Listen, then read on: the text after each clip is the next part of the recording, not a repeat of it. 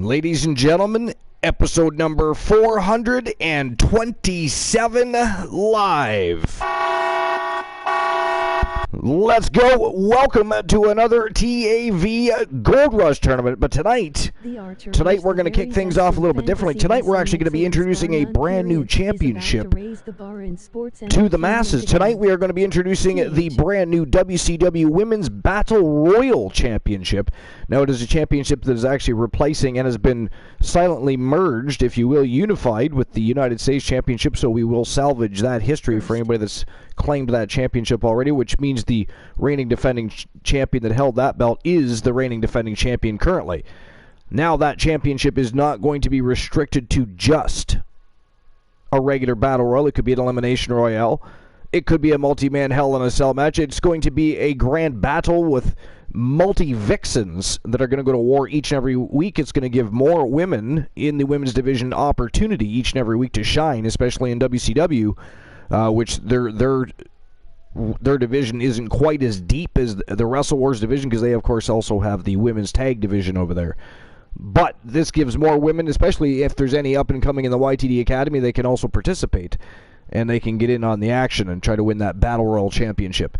So it's going to be a very interesting and exciting division. It's going to really spice up the women's division, and tonight we're going to kick things off at 8 Vixen Elimination Royale for the brand new WCW Women's Battle Royal Championship. It is going to be a lot of fun. And then, of course, immediately following, we are going to have ourselves a Gold Rush tournament. Ted Cobb, awesome Ted Cobb from Team Kronos BR, is being forced to put his championship up on the line. Of course, he was not forced to defend his title at Slammiversary 2, so he is due to defend that championship now with no regular shows. He hasn't been forced to do so, but since we're having a series of tournaments, tonight he is going to defend his championship, the Junior Wrestling Championship, in a Gold Rush tournament against 8 villains that would like to strip him of that title and cash that in for the big prize. So, it is going to be a night of pure fire. You're going to really enjoy the tournament. Wait until you see the quarterfinals. It is absolute fire. It's going to be a night of epic in-ring action, but starting with tonight's 8 Vixen Elimination Royale for the WCW Women's Battle Royal Championship.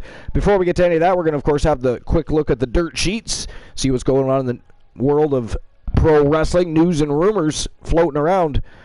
But before we do that, of course, we're going to invite our co-host onto the show. Episode number 427 welcomes Boss Apollo to the show. I am here. He has arrived. What's going on, Boss Apollo? Anything new and exciting? No, same old, same old. Same old, same old? Yeah. Went to work today. I put in my month notice. You put in your notice? Yeah. Oh, you got a new job, or are you just going to cut down to one type of thing? Yeah, I cut down. I'm going back to the security job. Oh, okay, gotcha. Okay. Now, saving a lot more gas. So, what was it you were currently doing? Oh, the nursing. Oh, right. Yeah, right. And so you prefer the security to the nursing? Yeah, it's less gas, and I don't have to drive across. Like 5 days a week, I gotta drive across town. Fair. Yeah. That is actually one thing a lot of people don't take into consideration when they're talking about changing up jobs. And when it comes to travel, I mean, what are your travel expenses? I mean, sure, you're getting a $2 pay raise, but if you have to drive an extra 20 minutes a day, you got to factor that into that finance pocket. Is it actually worth it? The amount of fuel compared to the extra few pennies you're getting.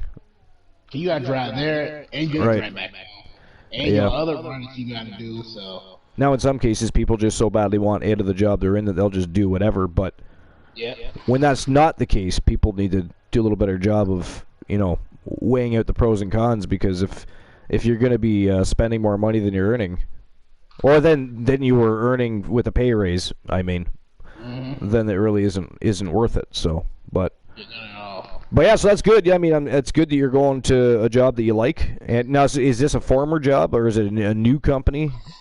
No, it's a former job. I just went back to. Oh, it is. Okay, so now what did they think? Were they excited to have you back?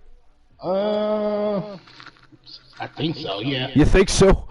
So. You caused a little villainy there before you left, and they're not sure what's going on. You're under probation, under a 90-day watch. But this one is like 5 minutes, like.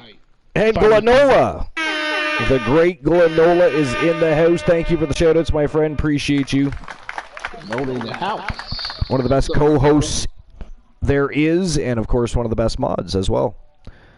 So. Agreed. Always fantastic to have Glenola around, whether he's on the broadcast this with here in the hot seat or if he's just in the chat room, lurking, twerking, and sending out those shout-outs. Yeah. And rumors. I got rumors. Oh, right. You said you were talking about something earlier today over at the Apolloverse. Something about good news. You said something about Public Enemy. Yep. Okay. So we all know that Angel Terror is part of the Public Enemy, right? Pardon me? So we all know that Angel Terror is a part of Public Enemy. Oh well, I mean, unsung type of thing. I mean, it was never actually proclaimed, but yeah, we kind of all assumed, you know. So now, joining her in Public Enemy is no other than Akira Blade. Akira Blade. So what is that? Where does that leave Alice Blade? Because I mean, they're a tag team. I forgot about that part. Well, they both. Well, I mean, if Akira's agreeing to contractual agreements, I mean, obviously she can handle the situation. I was just curious because they're a hot tag team, and. Oh, okay, yeah, I forgot about that part. Well, you know what you could do? You could talk to the New Millennia about Angel Terror sliding in, and the New Millennia become a faction, a sub faction of the Public Enemy. Yeah, there could be alliance. Exactly. You know, similar to the Wolfpack, except for they're right in your face. They got to let you know they're Wolfpack. You know, they got 50 branches and they're all called the Wolfpack. So I mean, when somebody these days say, "Hey, we're facing the Wolfpack this weekend," oh great, which one? I mean, they span the globe literally. But now we gotta do more talking now. Cosmic Goat Bear in the house. What's going on, Cosmic Goat Bear? Appreciate you for being here. Awesome to have such a great community that always shows up and support. I really appreciate everybody. Now I gotta talk to the agents of the clients, the agents of those clients. Yeah, there's more to talk about, I guess. I mean, hold on. So who is the other one? Is they owned by the same person? Alice and Akira Blade? Yeah. Yeah, it's Sir Jack the Greatest. Okay. They are his warriors. And warriors they are. My God, they really burst onto the scene. Oh, maybe they both can join Public Enemy. Cosmic Goat Bear says, "Nothing much, my brother. Just happy to be here. We are happy to have you here. We are excited to have you here."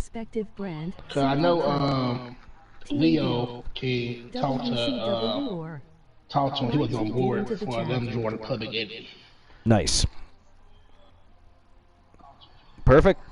So, did you see there was some YTD action today? I mean, I know we have dirt sheets to get to, but we kind of got our own dirt sheets in a manner of speaking before we get to that. Speaking of that, the new casino farmer, the new jackpot. He whooped the shit out of Johnny Braddock. Yeah, he did. Yeah, so we'll get to that in a minute because you're right. Carino Farmer reemerged and exploded onto the scene. It was absolutely crazy. But it was a very interesting day over at YTD Academy. We started off. Vincent Blaze had a match with Austin Theory, and was able to very handily defeat Austin Theory. I was very impressed on how he handled that matchup because Austin Theory is no slouch. He's one of the better wrestlers today, and Vincent Blaze handled him quite well. So a big win for Vincent Blaze. Dexter Loomis defeated the Judge. The Judge is, of course, one of the newcomers.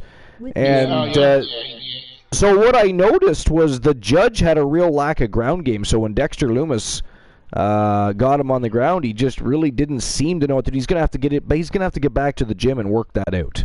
I don't know. Did you watch that match? I mean, he almost beat Dexter Loomis. It was actually a very, very good match. Yeah, it was. I actually thought the judge was going to beat him, but Dexter Loomis was a little bit resilient, and he had the ground game. He had that ground game that the judge did not seem to have. I noticed a little bit of that same problem with somebody else, and we're going to get to that at some point anyways, but somebody else that wrestled today, and I noticed they had a bit of the same issue, and I never noticed before because they were kind of dominant. They have their ups and downs, but for the most part, they're dominant. They're a Wolfpack member as well, but we'll get to that in a minute. But anyways, Kyle O'Reilly shocked the audience in a very thrilling victory over Sid Vicious. That was a phenomenal match. And by the way, they did not. I'm trying to remember. Did they make it? I don't think at one point during that match they made it to the ring. It was literally on the ramp and on the stage. They took it to. They went to war on that stage. It was crazy. But yeah, big win for Kyle O'Reilly. I mean, the audience were on their feet, on the edge of their seats. It was crazy. I think a lot of people thought that Sid Vicious was going to have his way with Kyle O'Reilly. That was not the case.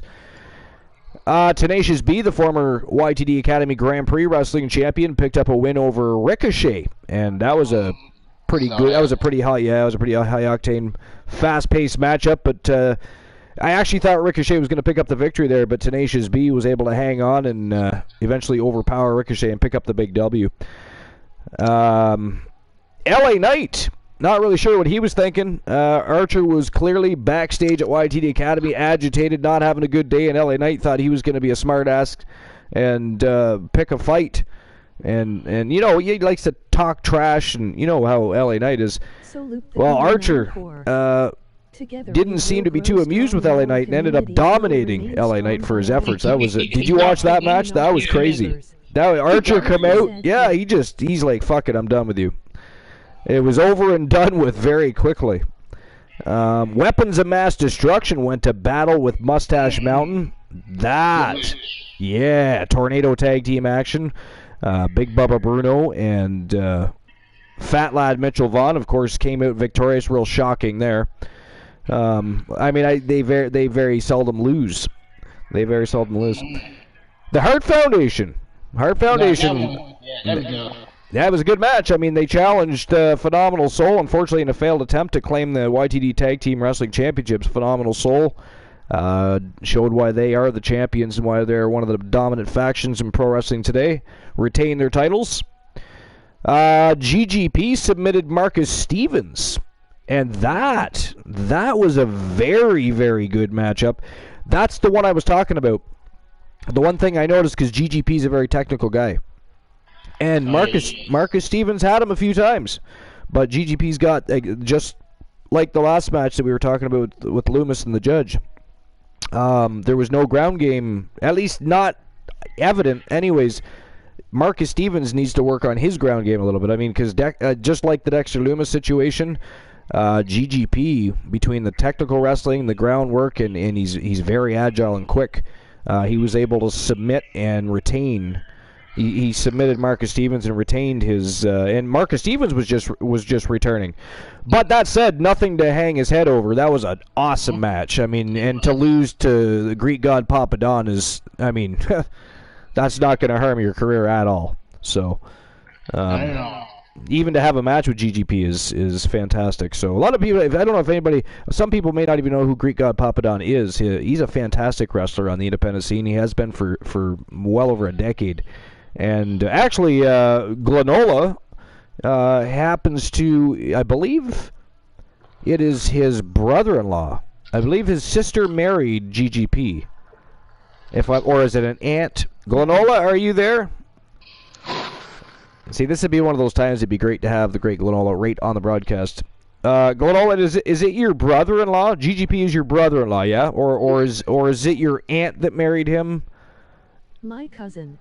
The Beast. What's going on, Beast? Welcome in. Your cousin. Okay, there we go. Your cousin, man. I knew it was something like that. I couldn't remember if it was sister. For some reason, then I thought aunt, but cousin it is. I was way off. Good God. Unless you're from Alabama, then it might be the same thing. Ooh. That wasn't very PC. I apologize, sort of. The Beast, what's going on? Welcome in to episode number 427 here at the Archerverse. We're going to be having ourselves a Gold Rush tournament in a little while. Before that, we're going to be introducing a brand new championship, the Women's WCW Battle Royal Championship. 8 Vicks in the Elimination Royale to kick things off, set the tone for the evening. It is going to be a phenomenal night. Boss Apollo is my co-host, but thanks for being here. Welcome in, and I hope you have a good time. Appreciate you. And how was your day, by the way, the Beast? I'm just going to call you Beast because the Beast, you know, it just sounds weird like I'm talking to The Rock or The Miz. The Beast is weird, right? Just Beast. You're beastly. You are Beast. Beastie, but not the Beast. Damn it, change your name. Do it for us. Do it for the Archerverse. You're good? Awesome. Fantastic. You had a good day, I hope? All went well? So, Glenola. Yo, DC! Shouting at Glenola. There we go. DC's in the house. The VIP of the Army is DC. DC is in the house. DC is in the house. So anyways, back to what we were talking about. So yeah, GGP submitted Marcus Stevens to retain his YTD Academy Pure Submission Wrestling Championship.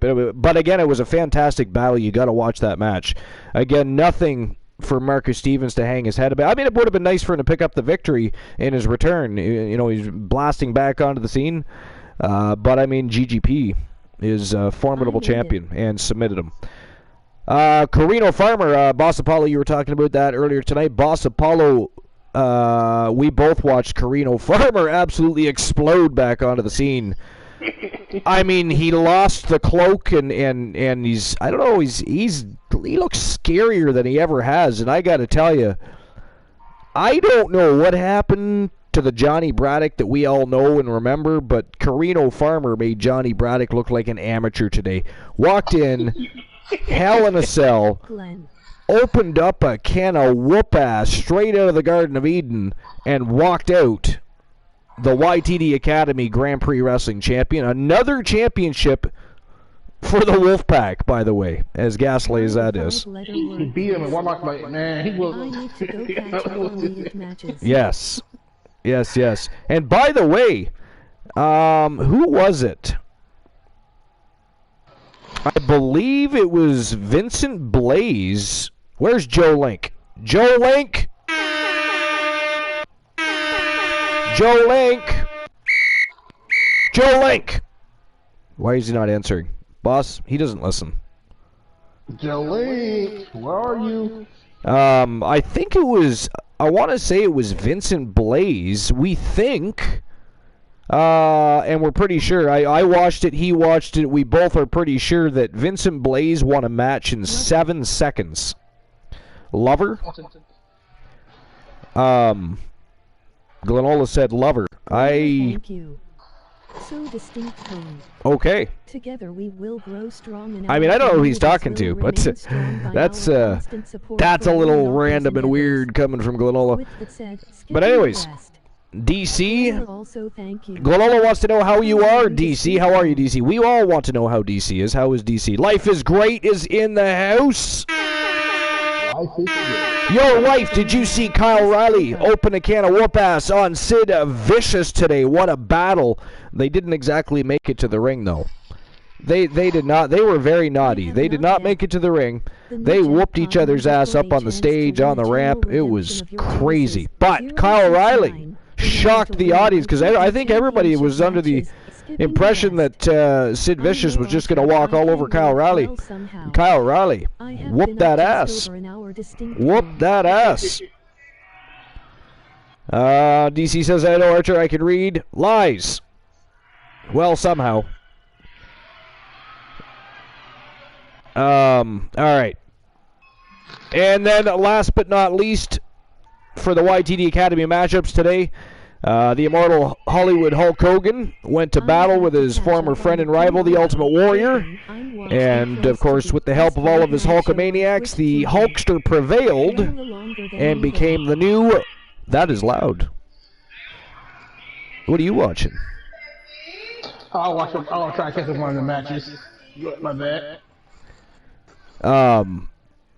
Anyways, went to battle with his former friend and rival, the Ultimate Warrior, and with the help of all of his Hulkamaniacs, the Hulkster prevailed and became the new YTD Academy Legends Wrestling Champion. So it was a very interesting day for as far as YTD Academy went. Very interesting day. Life says I'll have to catch up on that tomorrow. Currently, I'm watching The Place to Be, best late night show on Twitch TV. Everybody butchers that. Why do y'all? But you know, Life, can you type in ! Follow, please? Could you do that for me? ! Follow, Life. Follow.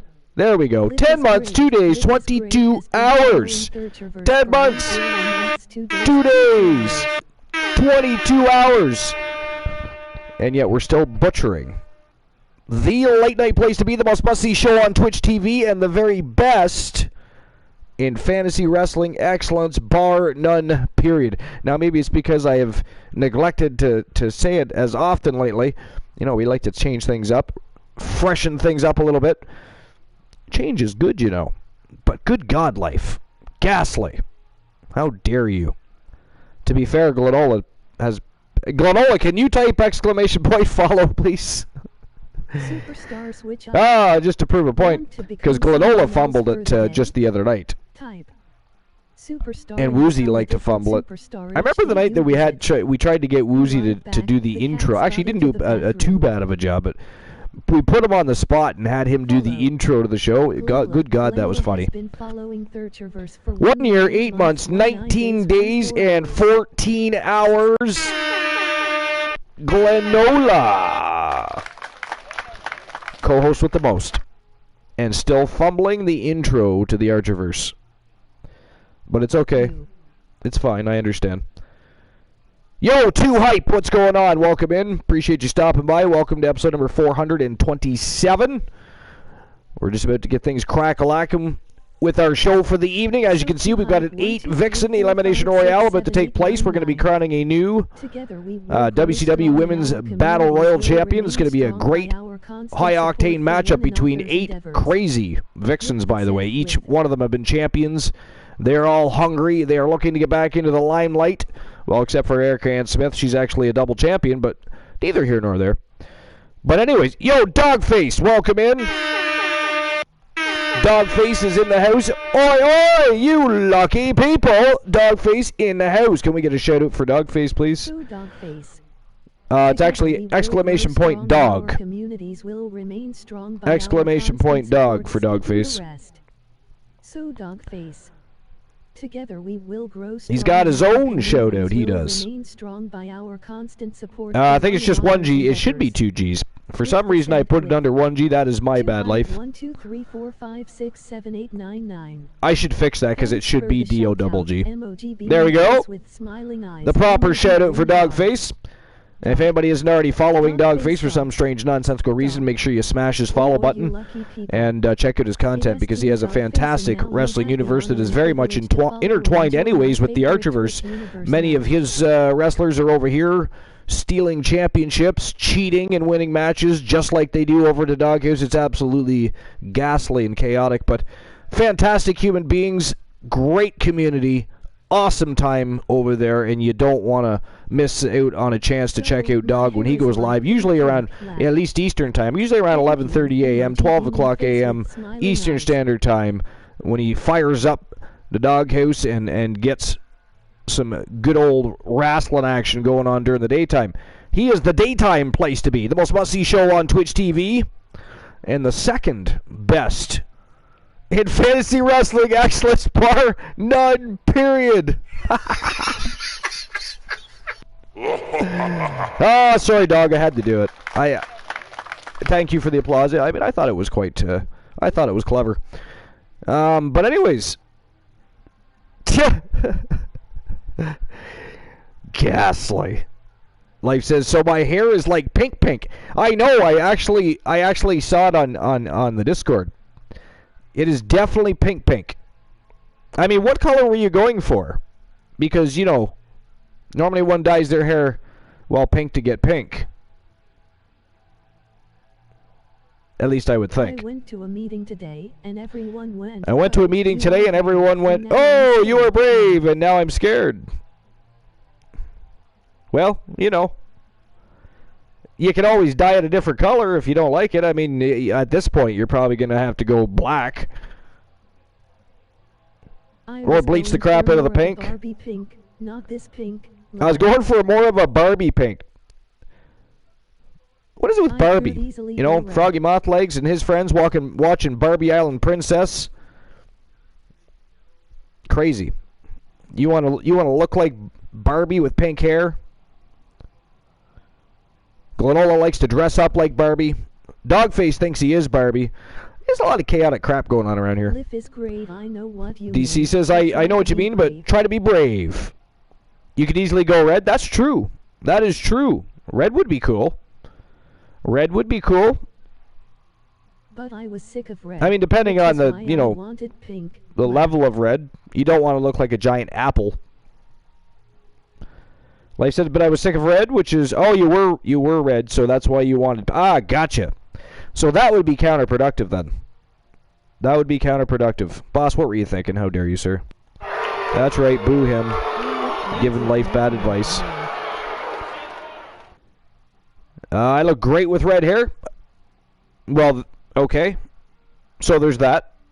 I mean, Life, you're not helping me out here. You're not helping me out. You're going back and forth. You didn't want to change for red, but you look great with red. I say go back to red. You wanted pink. We got pink.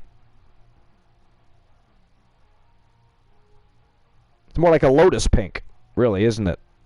More like a lotus pink. At least what I saw. Looks more like a lotus pink.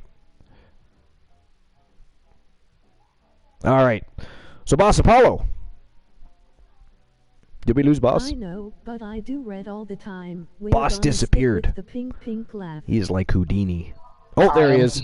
Yeah. I was just going to say, since we already covered what happened in YTD Canada, we've already shot the shit for a while. What do you say we get the show on the go and jump into the dirt sheets once the show is crack-a-lackin'? Let's get it.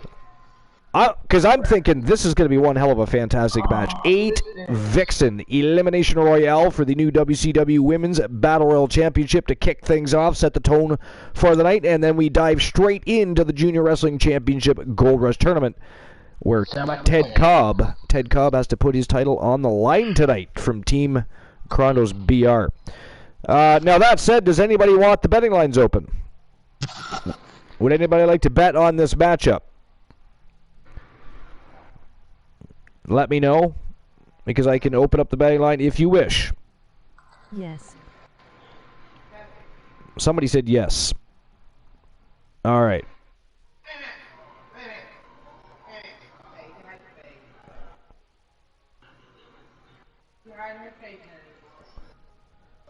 All right, so give me a moment while I open up the betting line.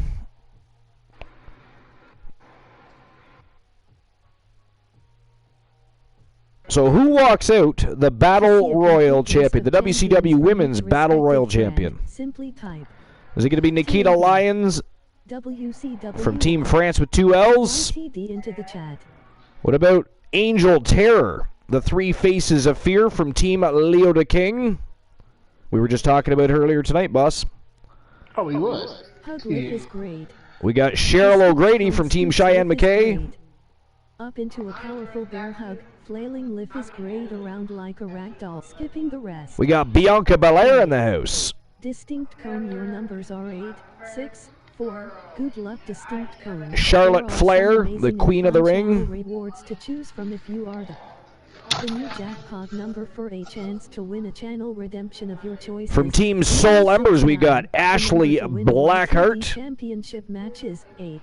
A former women's champion. I hate the cool down.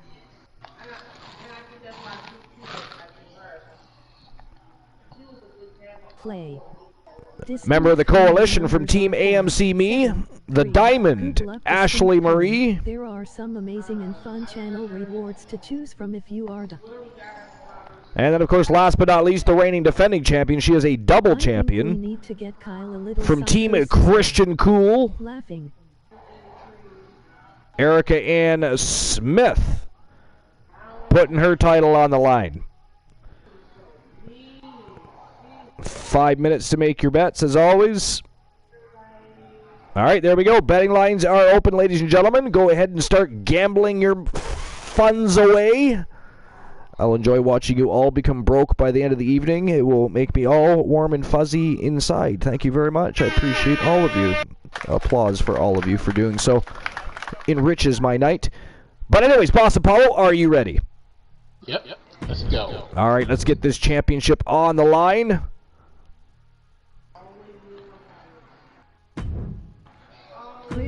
And here we go. Episode number 427 live. Let's go. I won last night. All right, Boss Apollo. Who do you got winning this matchup? We got Erica Ann Smith, who is technically the champion. So the title was silently unified. So we took the United States history and kept the lineage. So she keeps the title, but the title is on the line, so she is technically the Battle Royal champion. But everybody else that's in there with her is a former women's champion. Every single one of them.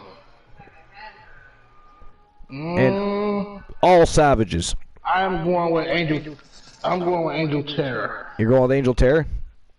But I'm betting on Charlotte Flair. Betting on Charlotte Flair? Yeah. I'm gonna, you know what?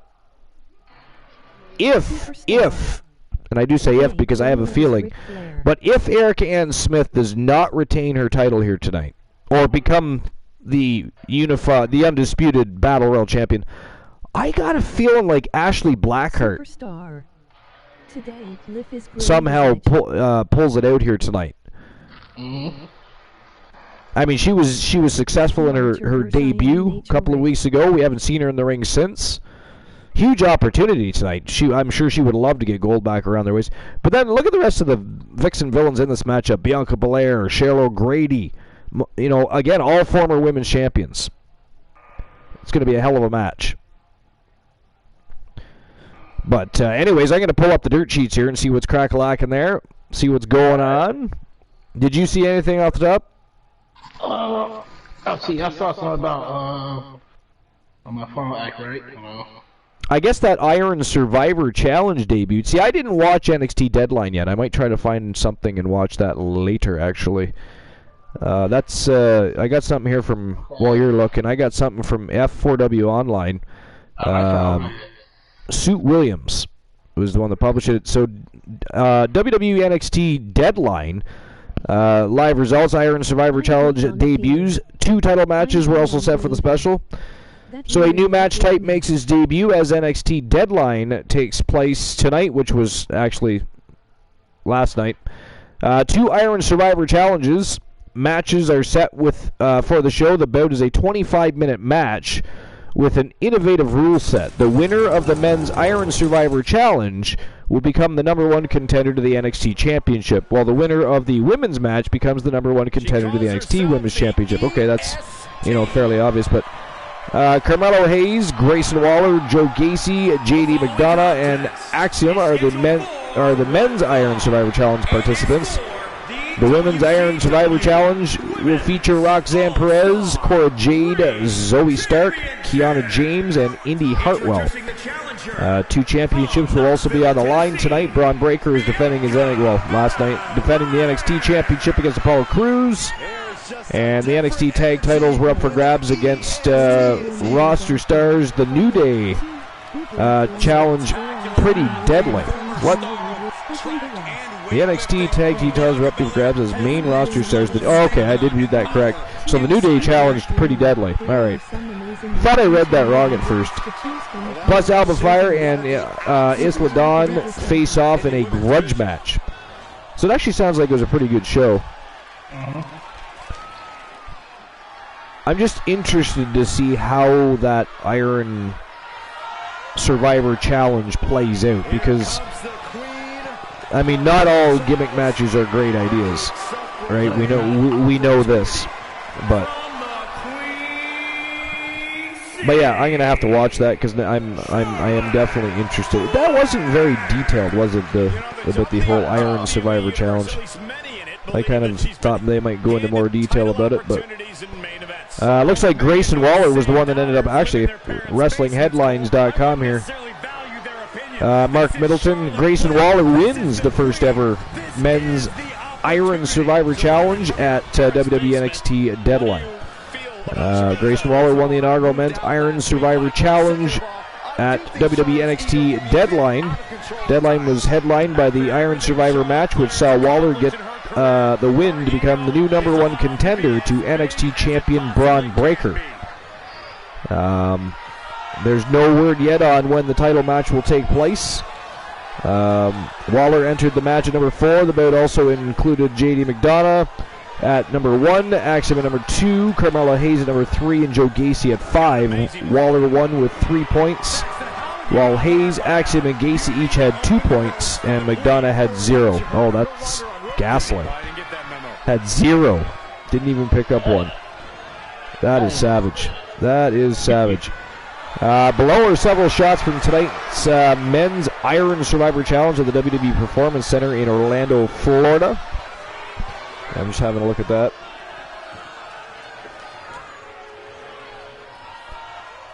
All right, so here's the rule set. Hey, yo, where'd it go? There we go. So, 25-minute time limit with 5 superstars competing to become #1 contender. 2 superstars start the match. Every 5 minutes thereafter, a new superstar will enter until all competitors are in the ring.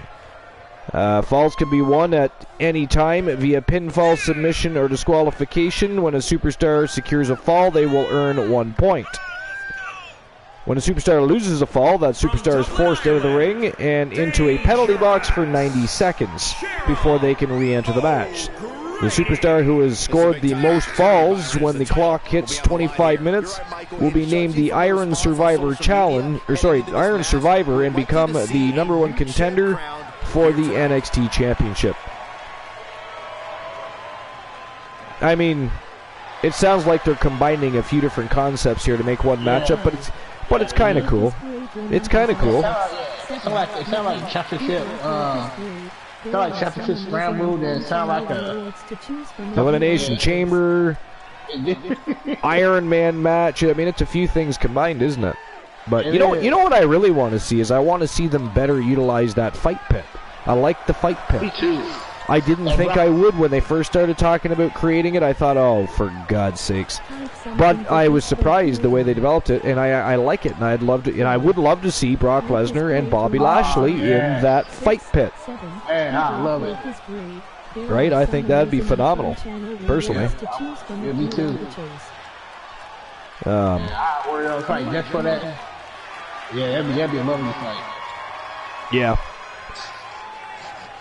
Let's see, I'll catch up on the chat real quick here. Life is playing the lottery. Shit, I forgot to change the one number. Hold on, Glenola won last night. Give me 1 second. Remember, guys, the title's on the line here in this one. That was the one thing I didn't do, boss. Remember I said I'd done everything in 4 minutes to spare, and there was one thing I forgot. Good God.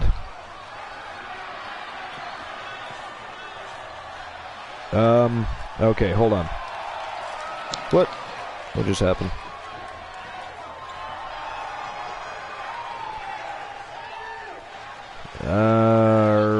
Right.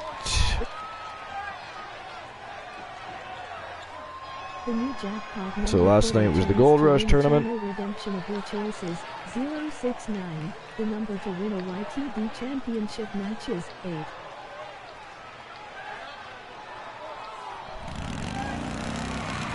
No one won the channel redemption again. Nobody can get that 069. Nobody's having even close. It's funny. Nobody, yeah, that's like a hard thing to get. I don't know why, yeah. It's a big time opportunity, Byron, as the and Glenola You're right, Michael. And judging from the response on social media, won the YTD Academy Championship opportunity. Here tonight.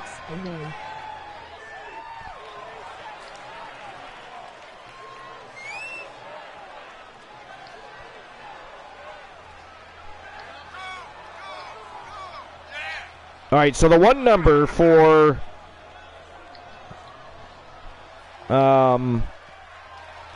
the channel redemption of your choice. You know what's funny is everybody wants to win the YTD Championship opportunity, but if you win the channel redemption of your choice, you could get a championship match on Wrestle Wars or Starrcade. Or something of that, you know what I mean? I think people have forgotten that, so I find it funny. But so the one number is still 069. You know, we're gonna make the next number. She has guaranteed victory tonight. A very confident challenger, no doubt about it.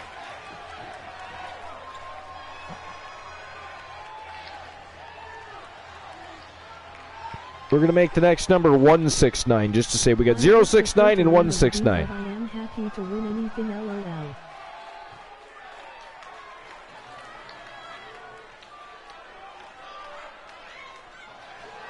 Play. Glenola, your numbers are 7, 3, 9. Good luck, Glenola. There are some amazing and fun channels. There we go. Alright, so you guys can start playing the lotto again. Again, it's 069 and 169, and you have to come within 50 points by the end of the night. Alright, so back to the Dirt Sheets. Did you see anything? Yeah, I got something. It says, I don't know if somebody read it in the past, but it says, Sasha Banks reported WWE and ain't enjoying New Japan wrestling than ever for this title opportunity. We're talking about women being champions in this matchup, and we have the Women's Wrestle Wars champion in the ring tonight looking to become a double champion. It's published December 11th. Sasha Banks reported coming to New Japan Pro Wrestling. Published by Dave Melise, Wrestling Observer Radio. She's not going back to WWE, but you cannot always rule that out. They said maybe they'll just say she's more trouble than she's worth. She is asking for so much money, which is out, of course. Attitude of the money goes, oh my God, how can she ask so much money? Getting ready for Tokyo Dome and other dates, and Mercedes, or other money names, she would go with. But as of right now, she is no WWE, and it can change at any moment. But this is a situation right now. Man, how much she asking for? Yo, AMC me! What's going on, AM? Welcome in. Good timing. The Diamond Ashley Marie is just hit the ring. Were you here for that? Did you see her make her entrance to the ring? The Wrestle Wars Women's World Champion looking to become a double champion tonight. Life says I'm in with 27. You got a 027? Nice. Life got 197. Wow. And it's 196. Wow. Holy crap. Well, I think it's safe to say that Life is Great is probably winning the YTD Academy Championship opportunity tonight. So now you guys still have to try and battle it out over that channel reward redemption. And there it is, the brand new WCW Women's Battle Royal Championship. Look at that beautiful belt. From Columbus, Ohio, she's the WCW. Erica Ann Smith from Team Christian Cool. Shout out for Team Christian Cool, please. Eric Ann Smith. Of course, the title is on the line. This is going to be a match full of badassery. 8 crazy vixens clawing each other's eyes out over championship gold.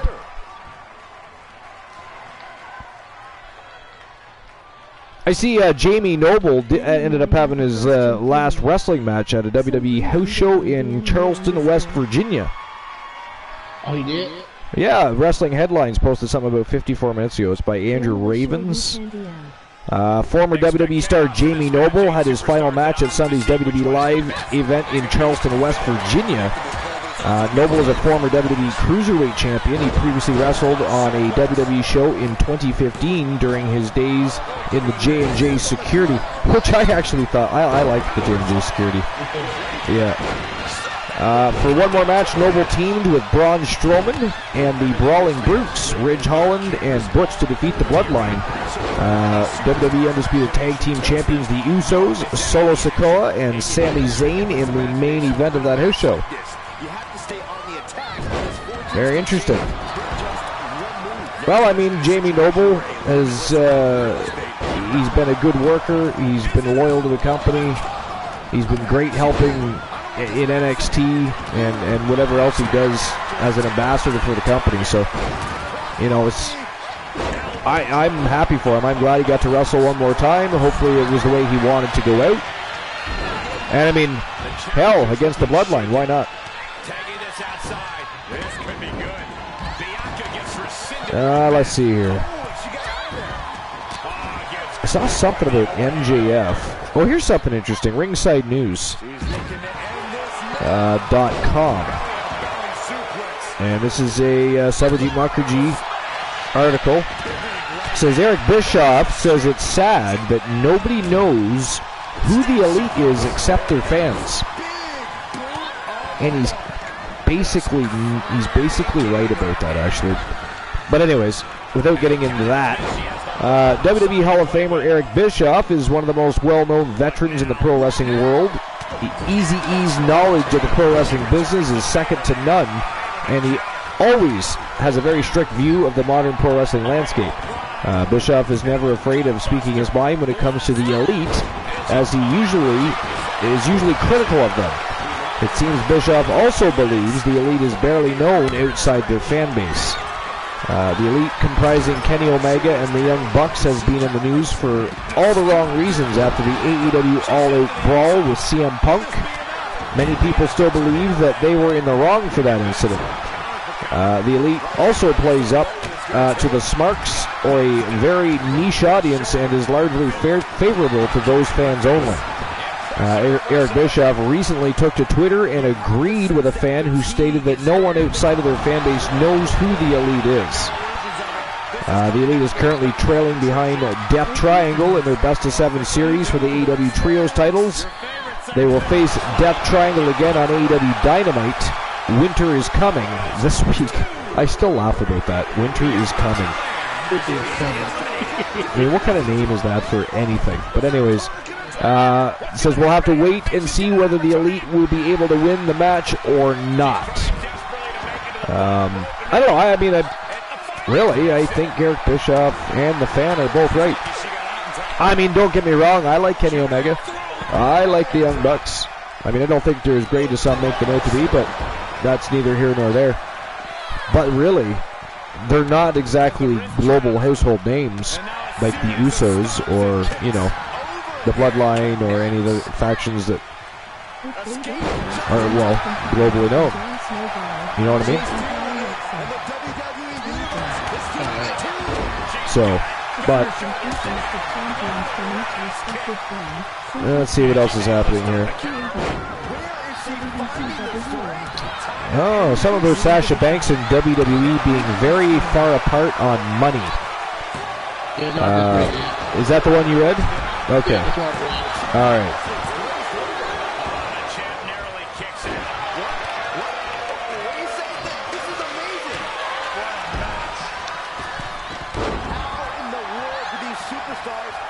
Matt Hardy reveals that there were talks of a TNA World title run as Broken Matt.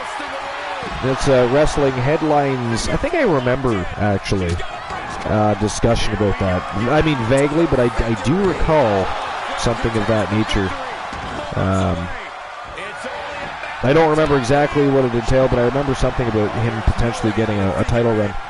And I was kind of like, See, I really kept a Broken Matt. I like Broken Matt too, but I don't know if he was world champion material is a problem. Even for TNA. To be a world champion, you know, at least a long-term world champion, you gotta have that charisma. You gotta have that body of work behind you that says, you know, I'm the company guy. Matt Hardy's never been that guy. You know, Jeff Hardy was. Jeff Hardy could have been many more times. I mean, he might have been the one to tie Ric Flair. You don't know. Vince McMahon loved that guy to death and would have kept putting titles on him, but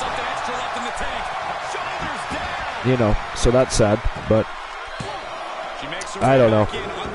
But yeah, I think I remember. But anyways, this is Wrestling Headlines. This is a Joey G article. Matt Hardy reveals that there were talks of a TNA World Title run as Broken Matt and names the star he wanted to help elevate. On the latest edition of his Extreme Life of Matt Hardy podcast, Matt Hardy discussed his time in TNA and reveals that if he and his brother Jeff had re-signed, there were talks of him becoming world champion as Broken Matt character. A run he wouldn't have wanted to last long, as he saw it as an opportunity to elevate a star who is now on the WWE roster. Check out his full thoughts on the subject if you want to check out this article. Says had he and Jeff re-signed with TNA, he would have had a larger role with creative and potentially even become world champion as Broken Matt. I wasn't going to be like technically the head of creative. I was going to have much more impactful role when it came to creative. I was going to have a much bigger say. I was going to have a lot more input into what was going on. If we would have continued the path that we were doing some of the stuff we were talking about, doing with Broken Matt, whenever he eventually decided who we would have dropped the TNA tag titles to, we left them with the titles in theory. If we would have stayed, if we would have re-signed with TNA, and if we would have finally chosen the team, we would have dropped the titles to them. Whoever it may have been, there was a point where they were already talking about maybe even having another run with the world title and doing it as Broken Matt. Somebody else was just eliminated. I'm not sure who it was. I think it was Nikita Lyons. And it was. Nikita Lyons has been eliminated. Says if he did become world champion, he would have suggested to drop it quickly to Eli Drake, now known as LA Knight in WWE. He said, if I would have ended up winning the world title, which was talked about, I said, I don't think I should have it long. I don't think Broken Matt is a character that really needs titles. I don't think it does a lot. The guy who I was saying then was getting really hot and who I wanted to try and make sure, like, if I win the title, let's make it a big deal, do a couple of Hardy compound things, and then 3 or 4 weeks later I need to drop it. I wanted to drop it to Eli Drake. And again, that is now LA Knight on the WWE roster. Now, did you follow, did you know LA Knight was Eli Drake, or did you follow him as Eli Drake? I didn't know. No, I didn't know. See, I didn't Eli Drake. Oh, okay. Yeah, so, yeah, in NWA and on TNA, he was known as Eli Drake, and I've been a big fan of his for quite some time. I was pretty excited when he finally made the jump to WWE and showed up in NXT. I was pretty excited about that. I remember actually, I believe, when it happened, or the night before it happened, when they announced it, we were doing a show, I think, and I think Christian Cool was on the broadcast, and we were discussing it. And it looks like Angel Terror has been eliminated. We are down to 3 competitors here, ladies and gentlemen. 3 competitors. We got Charlotte Flair still in the ring. We have Ashley Blackheart and we have Cheryl O'Grady. We are guaranteed a brand new champion tonight. We are going to crown a brand new WCW Women's Battle Royal Champion. Wow. All right. So, did you see anything else? Let's see. What's Well, that's one way to leave the ring, I suppose. This one is headed outside, guys. I seen something else from while you're looking there. Wrestling headlines. It says former WWE star was originally supposed to go by the Rock name. That's interesting. It's Andrew Raven's article. So early in 1997, Ken Shamrock joined WWE and refereed with WrestleMania 13 submission match between Bret Hart and Stone Cold Steve Austin as special guest referee. By the end of the year, Shamrock had developed into a wrestler in his own right and had matches with stars like The Rock, The Undertaker, Owen Hart, and the others. In a recent interview with Wrestling Shoot Interviews, Shamrock revealed that he was originally known as The Rock as a nickname before Dwayne Johnson went by the Rock name.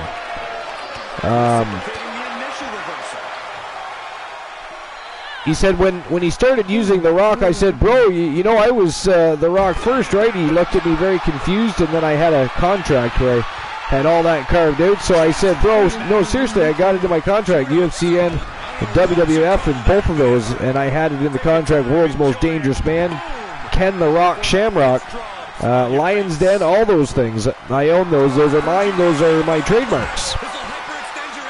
So that's interesting. Yeah, I actually didn't know. Did anybody else know that? Did anybody else know that Ken Shamrock had the name The Rock?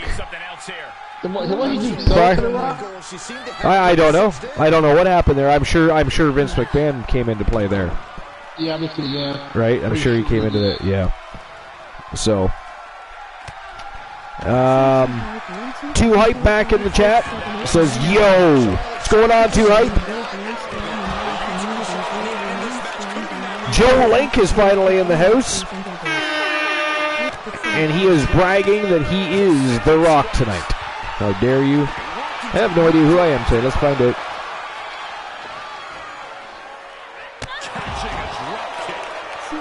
God damn it. I got Alexa Bliss. It is not funny.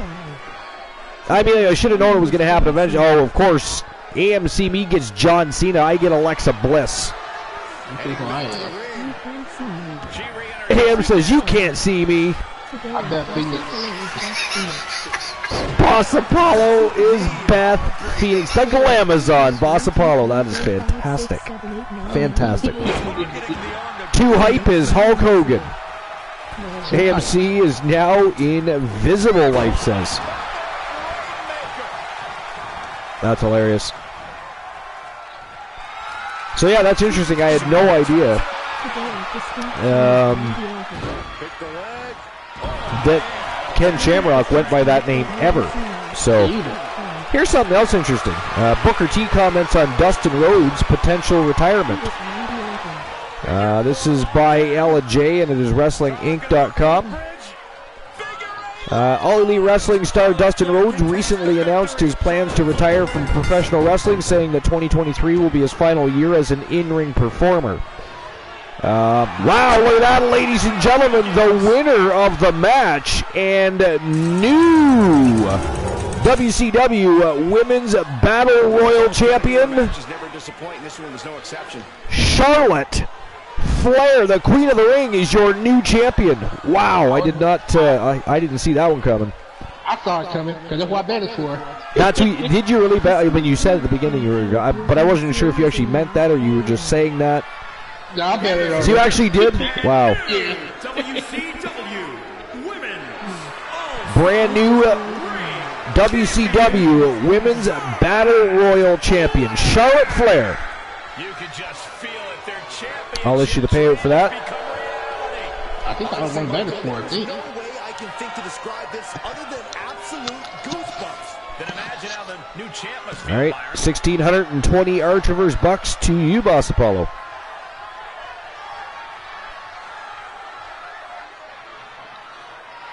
You know what? All right. Yeah, I bet for Charlotte because every time we have a Battle Royal pin match, Charlotte Flair always wins. I mean, she does tend to win a lot of multi-women matches, doesn't she, Charlotte Flair? She's got a real knack for that. Yeah, she do. You know why I bet it for her. For a while and made her. All right, so Before we get on any further discussions, it is time to get to the main feature of the evening. It is time for Awesome Ted Cobb to put his junior wrestling championship on the line. He did not have to do it at Slammiversary 2, and we have not had a regular scheduled show since then. So tonight, we're going to put his championship on the line, put Team Kronos BR to the test. Look at the villainy in this quarterfinals. Good God, it is going to be epic. Nathan North, one of the newcomers to YTD Academy, taking on another newcomer to the YTD Academy. Both have burst onto the scene. The Gooner has already become a champion. It is the Gooner versus Nathan North. It is like the Battle of the UK. It is exciting. Next in the quarterfinal matchup, the Iceman Christian Hart taking on Big Bubba Bruno from Weapons of the Mass Destruction, who, by the way, won a big match. We talked about it earlier, but they won a matchup today in YTD Academy. Team Christian Cool and Team Soul Embers going head-to-head. Next, we have War the Machine from Team Glenola representing the Wolfpack, taking on Tony Stone from Team YT Shadows. And last but not least, somebody that's going to be looking to redeem himself after a bit of a hiccup earlier today, the Judge taking on Joe Lincoln from Team Joe Link. 1/3, from what I understand, potentially soon to be 1/4 of Phenomenal Soul, one of the greatest factions in pro wrestling today. They're also the YTD Academy Tag Team Wrestling Champions. Tonight, Joe Link looking to become a double champion, looking to grab a hold of that Junior Wrestling Championship, and quite likely, unlike Ted Cobb for some strange reason, cash that in and go to bigger, better places. And of course, when that happens, that immediately vacates the Junior Wrestling Championship, and new contestants will go to battle for that title. But what a quarterfinals. Question though, are we opening the betting lines for the quarterfinals? I wasn't really paying attention. I don't know if we went past that first match. Did you see anybody open them? Nah, I still might open them. One. Oh, Yeah, somebody just did open them. Okay, because I was scrolling up. I didn't see anything. All right, so Joe Link is opening at least. Granola said they are open. Oh, they are open. Okay, I wasn't done scrolling, so I didn't get to. All right, so Glenola apparently opened them. So can we refund Joe Link, please? All right, so I'll get the betting line open for the first match of the quarterfinals. And then after I finish that article, boss, if you've got a list for the evening, awesome. We can jump into between the ropes. But I'll finish that article as soon as I'm done opening the betting line here. So who moves on he's one of my favorites to the semifinals? Or semi-funals. Could be the semi-funals. Shut up, Glenola. It's not funny. How dare you? I can hear him being spiteful and full of mockery. He's not even on the broadcast. Alright, so is it going to be Nathan North? Great, okay, then you can beat him. He's been wrestling for over a decade. Or the Gooner, Luke Ballmer. Heading into the semifinals. You're going to have 5 minutes to make your bets. You can be Edge then. And there we go. Betting lines are open. And ladies and gentlemen, without further ado, it is time to get the first match of the quarterfinals of this Junior Wrestling Championship Gold Rush Tournament underway. Let's get it crack-a-lackin'. Nathan North versus the Gooner, Luke Ballmer. Let's go. All right. Now, back to that article concerning Dustin Rhodes. So, All Elite Wrestling star Dustin Rhodes recently, I'm just rereading it anyways, announced his plans to retire from professional wrestling, saying 2023 will be his final year as an in-ring performer. Following the news, Rhodes appeared on Busted Open Radio and revealed that his AEW contract will expire in July. You know, I really, really hope he retires in WWE. You know, I really, really hope that, you know, join his brother, retire at home where he belongs. You know, that's my hope. But anyways, While Rhodes aims for a career closure next year, the wrestler formerly known as Goldust acknowledged that retirement in pro wrestling is rarely permanent. I don't know if that's going to be it, because when we say we're retiring, we always come back and we never say never, said Rhodes. He's 53 now. His former tag team partner Booker T expressed similar sentiments on a recent edition of the Hall of Fame podcast. He's never going to retire. We're never going to retire. It's what we do, man, Booker said. Goldie is going to be back in the middle of what ring somewhere, in the middle of that ring somewhere, but on his own time when he wants to do it, and I understand that too, especially at this stage of the game, although the WWE Hall of Famer doesn't think Rhodes will ever truly retire. He believes he should. He should hang him up, Goldie's been doing this for a long time, Booker said. He's been around since the late 80s. Booker added that Rhodes has done a hell of a job giving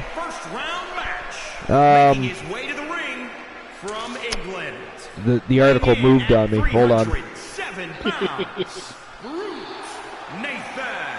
Giving back to the next generation of talent in his life. I hate when they do that. It really pisses me off. Later wrestling career. You just get those articles sometimes that you don't even have to touch them, and they just scroll up on you and do something while you're reading it. It's like, what are my eyeballs? It's like tractor beams for the screen or something. Like, for fuck's sake.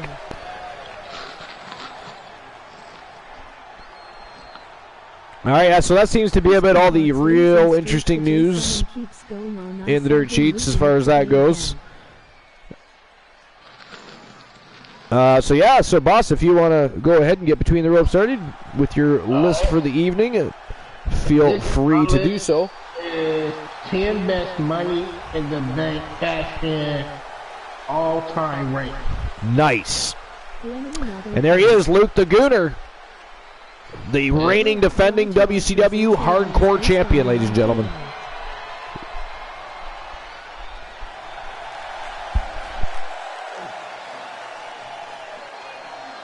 And his opponent by Scott Edwards. Weighing in at 204 pounds. Did you say this was ranked or no? Yeah, ranked. Yep, all-time ranked. Ooh, the evil word. Ranked. Right, so Scott Edwards. And published 2001 and 2021. Really, Saxton? So number 10 is Daniel Bryan. This superstar. Well, the WWE universe Neil Bryan. Elijah Archer's AKO is based on the RKO. How dare you? Life is great. The AKO predates the RKO, and Elijah already creamed Randy Orton. The AKO is the only anything KO in professional wrestling today. How dare you? Somebody AKO Life is Great, please. Wait a minute. Who made Life is Great a mod? Who the hell made Life is Great? Can somebody ban whoever made Life a mod, please? That is ghastly. How the hell am I supposed to AKO Life when she's a mod? That is disgusting. I made you a mod. Somebody ban me, please. I'm just kidding. Please don't. Just kidding. Please don't. It's just a little haha. It's just a little joke. Just don't do that. But anyways, so yeah, boss, back to your. That is not funny, DC. How dare you, DC, my VIP of the army? Do not entertain the villainy, DC. Do not. I am not backtracking. There is no how you swine, you swine. Stirring the pot is Life is Great tonight. I think Life has been hanging out with Froggy Mothlegs and Granola. I just know it. I can sense it. I tried to warn Life, stay away from them. They are not good role models. They do not give good advice. They will lead you down that stray path of loneliness. Life is Great. That is not funny, Glanola. Somebody ban Glanola too, please. He switches it back around. DC says, "Yeah, I love swine." Yeah, but I think that's a different type of swine, DC. I don't think we're talking about the same type of swine here. Life says, "What do you think encouraged the rebellion?" I think I've hit my rebellious phase. Uh-oh. Life has hit a rebellious phase. And now she just has to get her husband to join the Archerverse and watch the single greatest wrestling promotion on the face of the planet. That is her goal for the new year. A resolution, if you will. But anyways, back to you, boss. Right. Number 9 on the list. Prevent the superstar from getting ahead of themselves. Yeah. What do you mean he's already sleeping? What do you mean he's already... You let him go to sleep? You let him go to sleep? When premium live content is going live? When you are prepared to watch the single greatest wrestling promotion on the planet today, the late night place to be, the most must-see show on Twitch TV? Hell, we're even the very best in fantasy wrestling experts bar none, period. We've said it time and time again, and you let your husband go to sleep, he's missing out. He could be making new friends. He could be signing wrestlers to contracts, winning championships, forming tag teams and alliances. You are oppressing him. How dare you, sir? He needs to be up by 4:30. Okay, well, there's that. Okay. That is understandable. He has to be up by 4:30. Joel, yeah, but your life is great. I expect to see a subscription to the Archerverse in his stocking for Christmas. How dare you?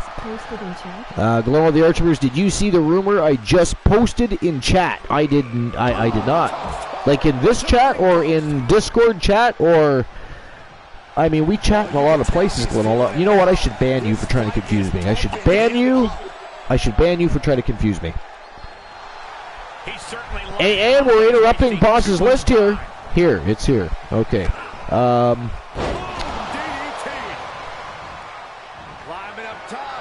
Literally, you got me scrolling through the whole goddamn chat. I should ban you.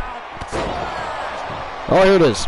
I just heard a new rumor. You may want to know the Wolfpack gals just increased by a 3rd member. That is ghastly. Who in the hell was dumb enough to sign with the Wolfpack? I mean, to be fair, I guess not too dumb. They are winning every championship known to mankind and dominating the landscape of pro wrestling right now, so I guess there's that. But Life is Great says, I'm explaining who Randy Orton is to Cone. Cone, you don't know who Randy Orton is. The Viper, Randy Orton, the master of the formerly known RKO. But then he met Elijah Archer and he whooped that ass. Twice. Just saying. Twice. It was nice. Okay, back to you, boss. I apologize for the ignorance of the chat room constantly interrupting you like that. Is completely gathered. But they're a bunch of villains. You know this. Number 8 is Melissa Bailey. Left by the turnbuckles. Did you say Bailey? Yep. He's getting even defensive. In a tournament situation, the physical pain just keeps piling up. It's unfortunate, but it's... Bailey, in every sense of a word, was the perfect babyface during her time in NXT. When she got to the main roster, however, it never seemed to fully click for a while. She lost a lot of her hustle. That wasn't until 2019 when she entered the Women's Money in the Bank match to win and get herself back to the top of the mountain. You know, is it just me or do the superstars of all 3 brands today have a real problem with battling inside the ring? Yeah, they do. Inside their... It's just crazy. Pulling the hair. Oh, that's messing it up. He deflects it right back. Oh, I hate iPhones. Find it.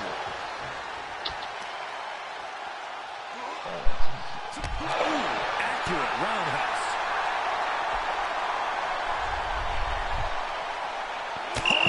Beneath the barricade.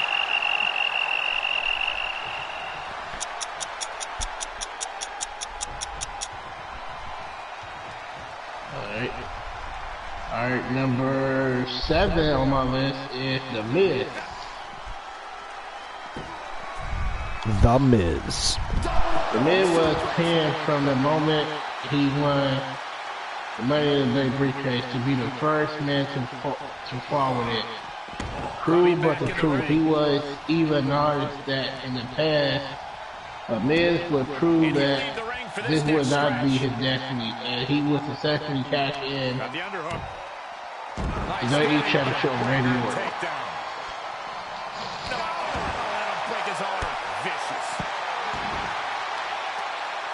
Big Number time knee. 6 on my list is Edge. He returns to the ring. Rolling says, wait, is it, did Ashley defect from Coalition to Wolfpack? This could be something. What? What you say? There's also a rumor that the Coalition lost a member.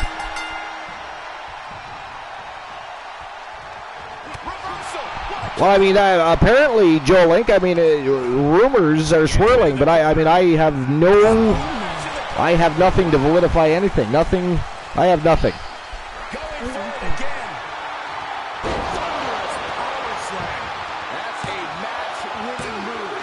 Luke the Gooner's in the house. What's going on, Luke the Gooner?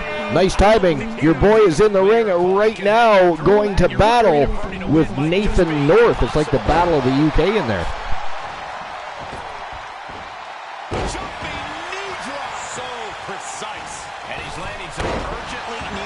He says, yeah, I'm curious on what's going on. I mean, your guess is as good as mine, Joel. I mean, I read the same message that you did. It is all news to me.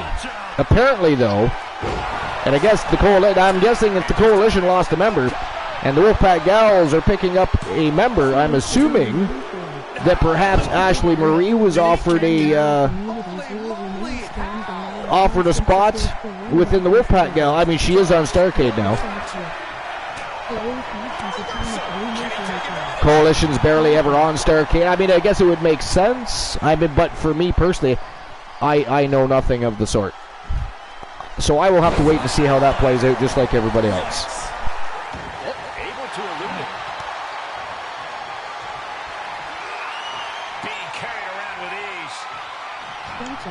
Driven down face first. All right, number Just stomping down. Fireball. Okay, I love it. He won. No, Fireball is a Rob Van Dam. Catches a kick to the face. Taking this match off the mat now. Perched up top. Down the wall. Can take the whole completion. Margaret called his shot. No one else has ever been the same successfully. Another E Hall of Famers saw ECW right there and his chance not to only tag him, but to do so on another E championship. Garcia, it was short of a Hall Thursday as RD walked into a hit roll and Steven walked without a title. The suspense this crowd is feeling is palpable. Oh, number 4 is Edge again. Edge again? Yep. Never forget the first Monday. They're so nice, they've named him twice. While you're reading that part of the article, I'm just going to run to the facilities real quick. I shall be right back, good sir. You never forget the first time. Fine, I'm not going anywhere right now because, ladies and gentlemen, the winner of the match and moving on to the semi-finals of this Gold Rush tournament, Nathan North, the British Brute. Nathan North has just picked up a huge victory over Luke the Gooner, the WCW Hardcore Champion. And he is now moving on to the semifinals. Big victory. Wow. Look at the blood pouring down his head. That was a battle. That was one hell of a first match. Now, of course, each of these matchups are held under the best 2 out of 3 falls rule set, so they are going to be battles. You don't want to blink, you might miss it, because some of these matchups are going to be so high octane, so fast paced, that you're going to need to slow it down. Slow down those frames, rewind, and watch what happened. Stay glued. Keep your eyes on the action. They fired 2 members, and Ironman and Devious are making Archer embarrass himself. Sounds like an implosion. Well, you don't know the story of the Coalition then, do you? Because, I mean, they've been through many ups and downs over the past more than 10 years. It's always funny when people pretend they know anything about the Coalition when they really don't.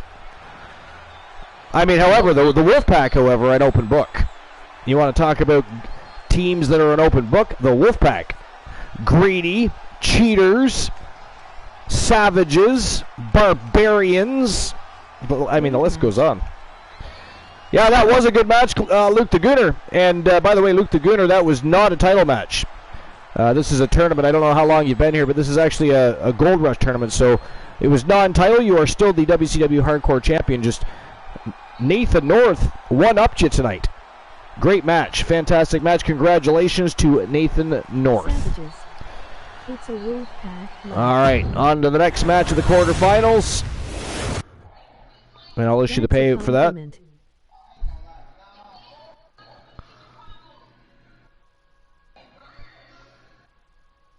I think.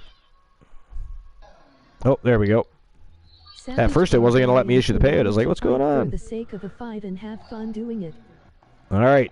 610 Archer vs. Bucks. Nobody's betting on matches tonight.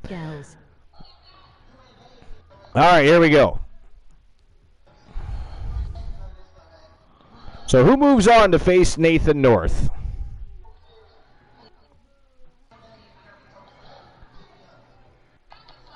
I mean, they would have to end the match right when I have to go pee. That is absolutely ghastly. Is it going to be the Iceman, Christian Hart? Or BB King, Big Bubba Bruno? From Team Soul Lumbers.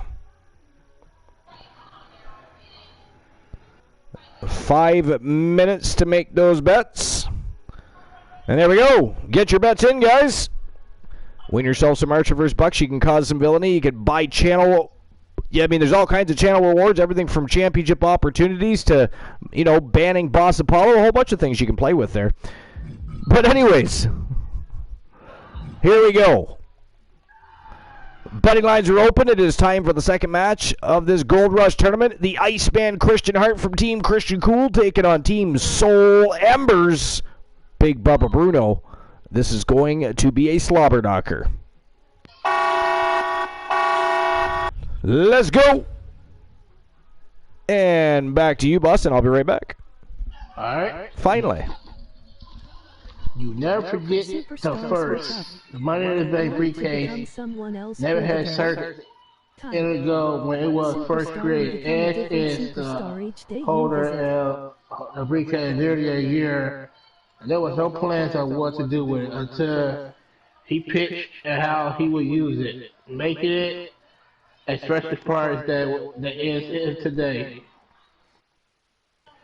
Ed would catch the Money in the Bank for the first time on his ally John Cena.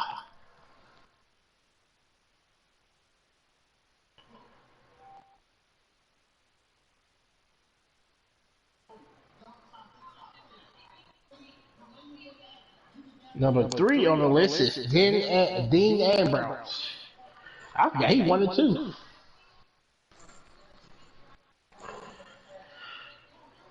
The night that Titus Shield had the WWE Championship will forever be one of the most special nights in WWE history.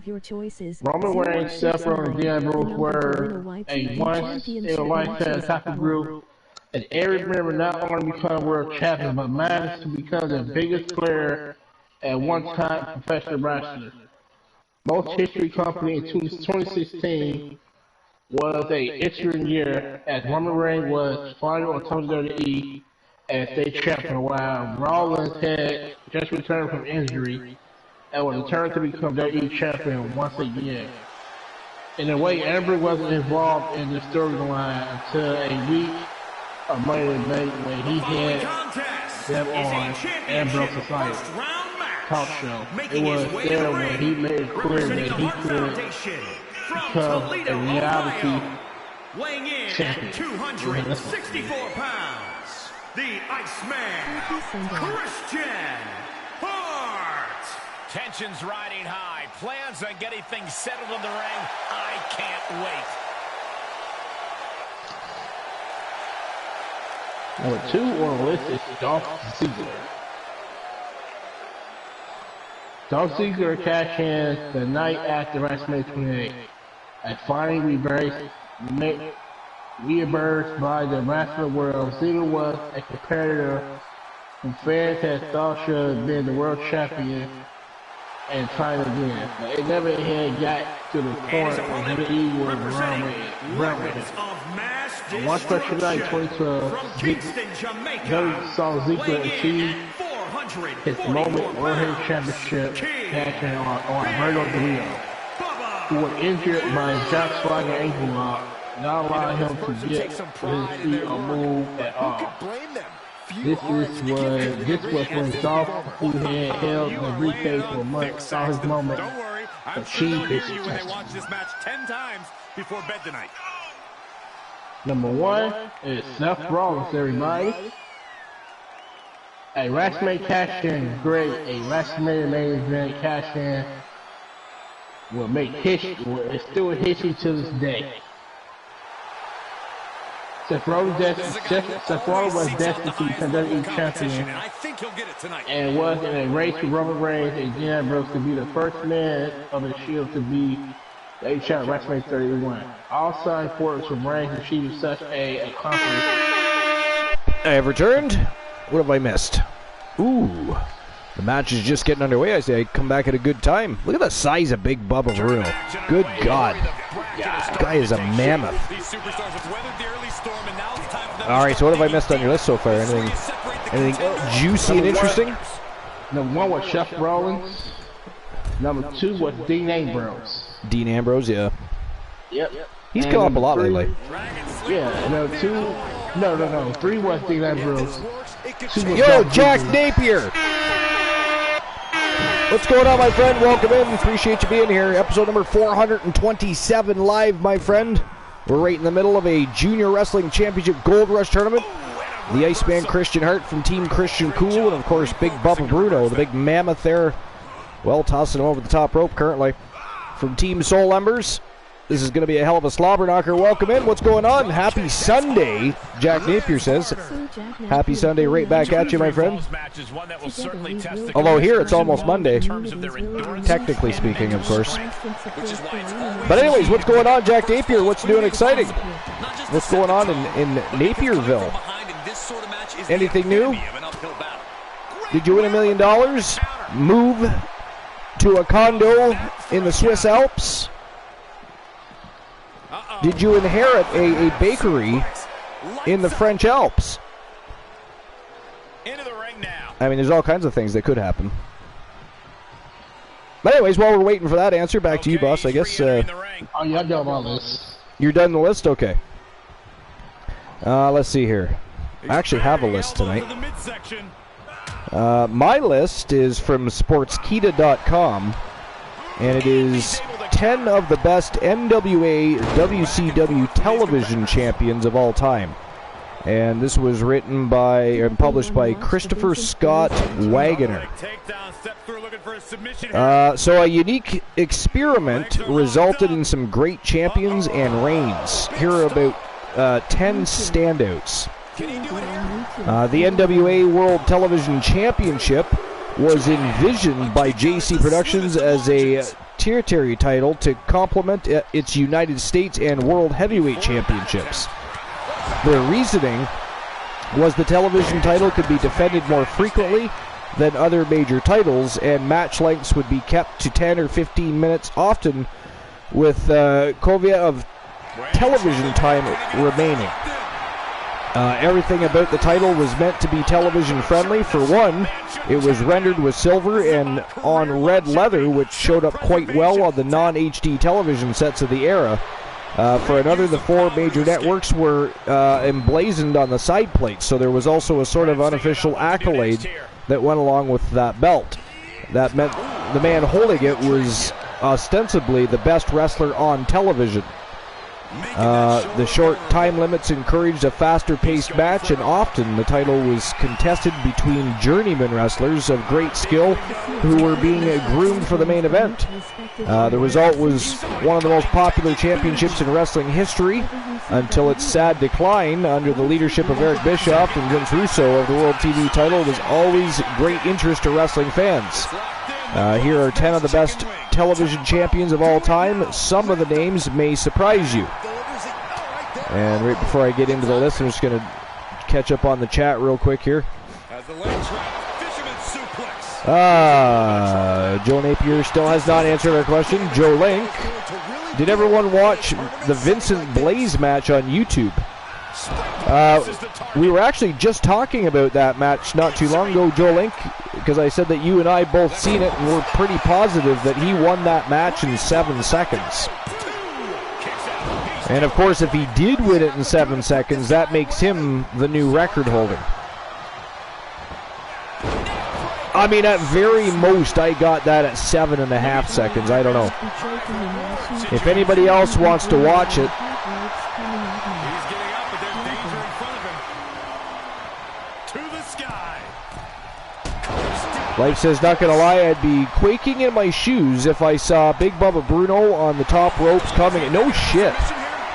Right? Like, he could easily pancake you and send your lungs flying out of your body and through the canvas. Not a pretty picture.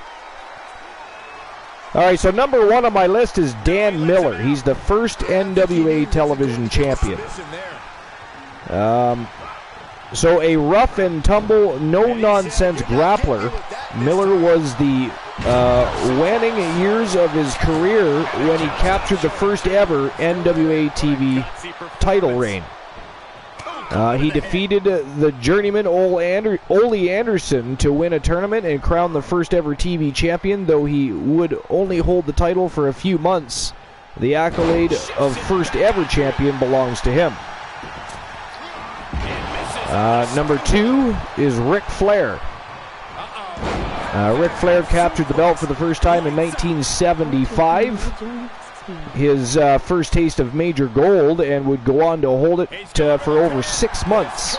He also held the title a second time for a 4-month reign. The television title was his first stepping stone to legendary status. Number 3, Ricky Steamboat, or Ricky the Dragon Steamboat. Oh, look at this, Christian Hart with the coquina clutch in, locked in tight on Bruno here. Bruno's fighting it. How much longer can he do so? And look at this, Christian Hart making the trip upstairs here, taking a risk. Wow! That was like a 450 elbow drop. What the hell was that? Wow. Anyways, that was crazy. When Flair lost the TV title the second time, it was to a man named Ricky the Dragon Steamboat. Steamboat would, oh, look at this, Christian Hart looking to lock in a crossface chicken. He's got it right in the middle of the ring here. Locked in tight. Bruno is in trouble. Bruno in trouble here, and he taps out. And that is 1 fall to nothing for the Iceman, Christian Hart. So Steamboat would go on to hold hold the title 3 times, the third reign taking place in 1992 near the end of his career. Number 4 is Greg Valentine. Wow, look at that, just like that, the Iceman sending Big Bubba Bruno home empty-handed.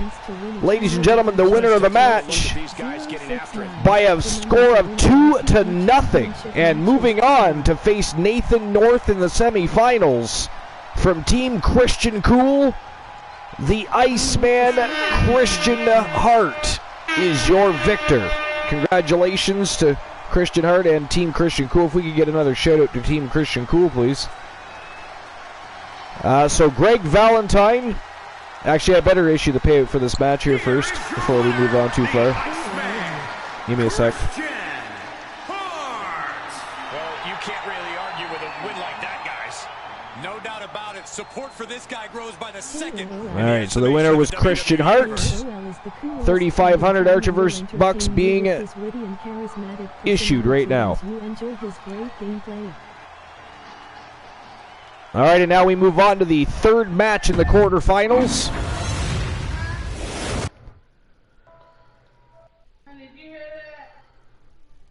In our third match, it is a member of the Wolfpack taking on Tony Stone from Team YT Shadows, a member of Weapons of Mass Destruction. War of the Machine in battle tonight. in 1v1 competition, you don't see that very... Actually, when you do see it, it's usually in a matchup he's not even sanctioned in, or he's taking somebody's championship and replacing whoever was supposed to be in a match and somehow still sanctioned for that match. I don't even know how he does half the things he does. The Wolfpack has a very strange hold, specifically over Starrcade. A lot of crazy, crazy things happen over there. But War of the Machine in this tournament looking for that Junior Wrestling Championship. Imagine if War gets a hold of that title. He could cash in on any champion. Don't forget, they can cash in on any champion they want, either Starrcade or Wrestle War. So he could, as a member of Starrcade, he could challenge the Wrestle Wars World Champion. Imagine if the Wolfpack gets a hold of the Wrestle Wars World Championship. Absolutely ghastly. But anyways, that is our next match of the night. It is War of the Machine from Team Glenola, representing the Wolfpack, taking on Team YT Shadows, Tony Stone. And Boss Apollo, what do you think of this match? Who do you think walks into the semifinals in this one? I'm going for the underdog, Tony Stone. You're going for the underdog, all right.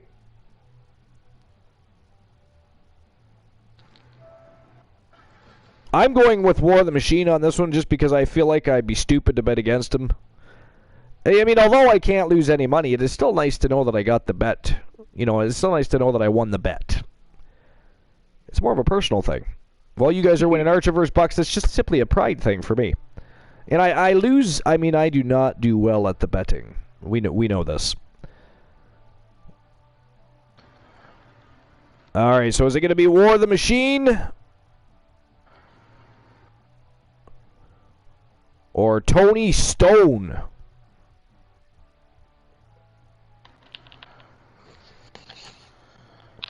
Five minutes to make your bets. And there we go. Betting lines are open. And it is showtime and go time. Third matchup of the quarterfinals. War of the Machine, Tony Stone. Let's go. All right, and I'll get back to that list. So we were at Greg the Hammer Valentine was number 4 on the list.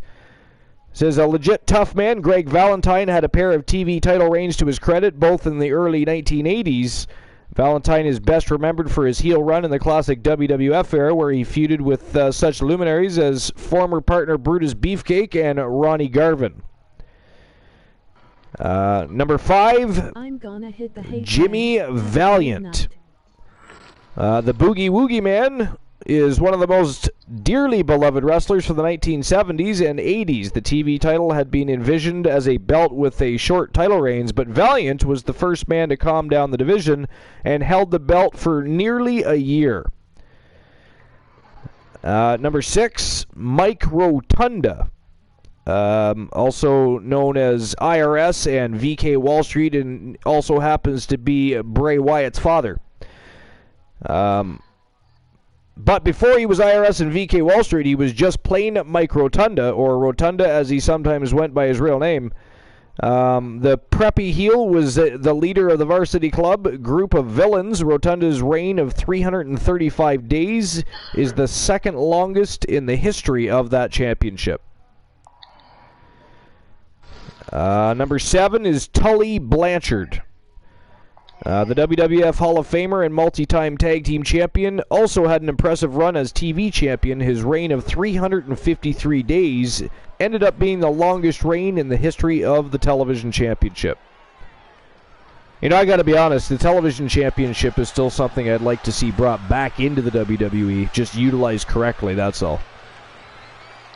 Number 8 is Booker T. Long before he was King Booker, or grunting inarticulately at the announce table, Booker T was one of the most phenomenal young lions in the sport. He turned a lot of heads as a member of Harlem Heat, but when he broke out on his own was when his career truly started to soar. Much like Flair and Steamboat, the title was a stepping stone toward the World Heavyweight title. Booker T had 7 TV title reigns, the most ever. Number 9 is Arn Anderson. The everyman, workhorse, and horseman enforcer was almost synonymous with the television title during the 1990s. During 4 separate title reigns, he racked up over 875 days as champion. AA is the man still most associated with the championship, having both the NWA and WCW versions of the title. Most critics agree that Anderson was the greatest TV champion of all time. Number 10, Hacksaw Jim Duggan. And I'd actually forgotten he won the TV title, to be fair. So we started with the first TV champion, and we ended with the last, Hacksaw Jim Duggan. Duggan had been treated particularly badly by the new management of WCW. Vince Russo believed that Duggan looked more like a janitor than a wrestler, so that's the gimmick he was given. Duggan was a true company man and played the role. It was decided after Russo's brief ouster from the company that he deserved to be given compensation for the terrible janitor gimmick. So his janitor character found the WCW TV title in the trash. Scott Hall had tossed the title in the garbage several months earlier when he decided he had no use for it. Duggan would hold the TV title until Russo returned, and the title was simply abandoned without any further mention on television.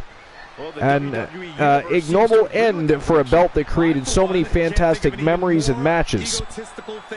And that is the top 10 list of best NWA WCW television champions of all time. Again, number 1 was Dan Miller.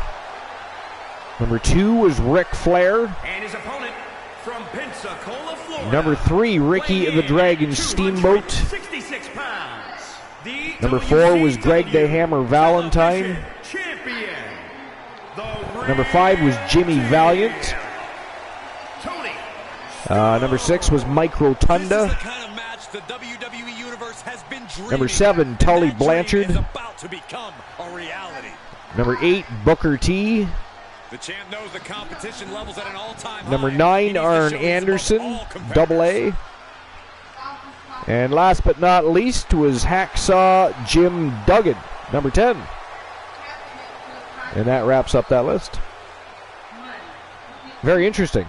I actually had forgotten that Duggan was a TV champion, to be honest. Did you remember that? Yeah, I forgot about that too. Yeah, I didn't. Just interesting. And to be honest, now even that I know, I don't recall that. I gotta be honest, I don't recall. Look at War the Machine. Holy shit, he is already all over Tony Stone like green on a watermelon. That is crazy. Wow. Stone takes the wheels out from under the bus, though. He is a fighter. He is the WCW TNT champion. War the Machine, of course, one half of the tag team champions.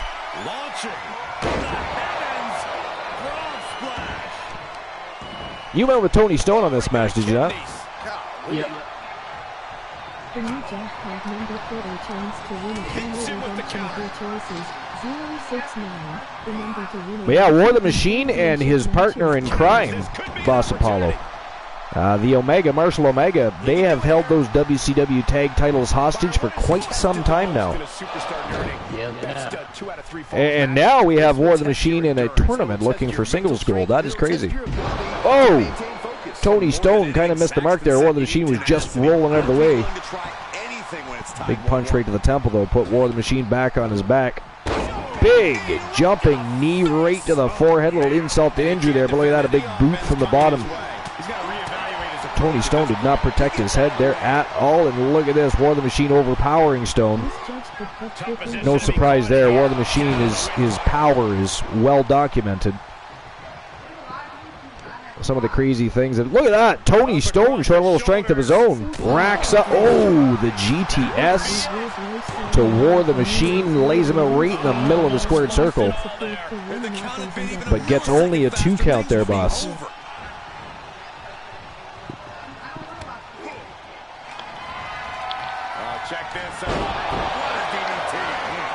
Tony Stone covers War back up. But again, only gets a 2 count. War the Machine powers out again.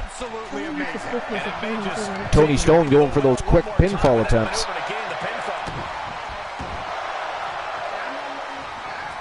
Oh, big elbow right in the midsection. And War the Machine. Whoa!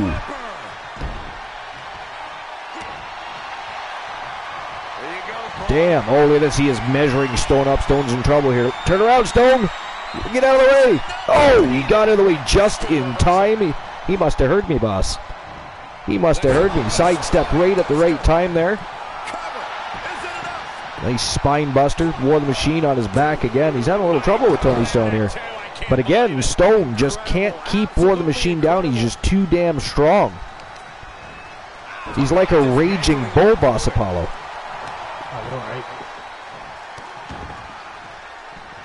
Tony Stone stomping every last inch of War the Machine's body here.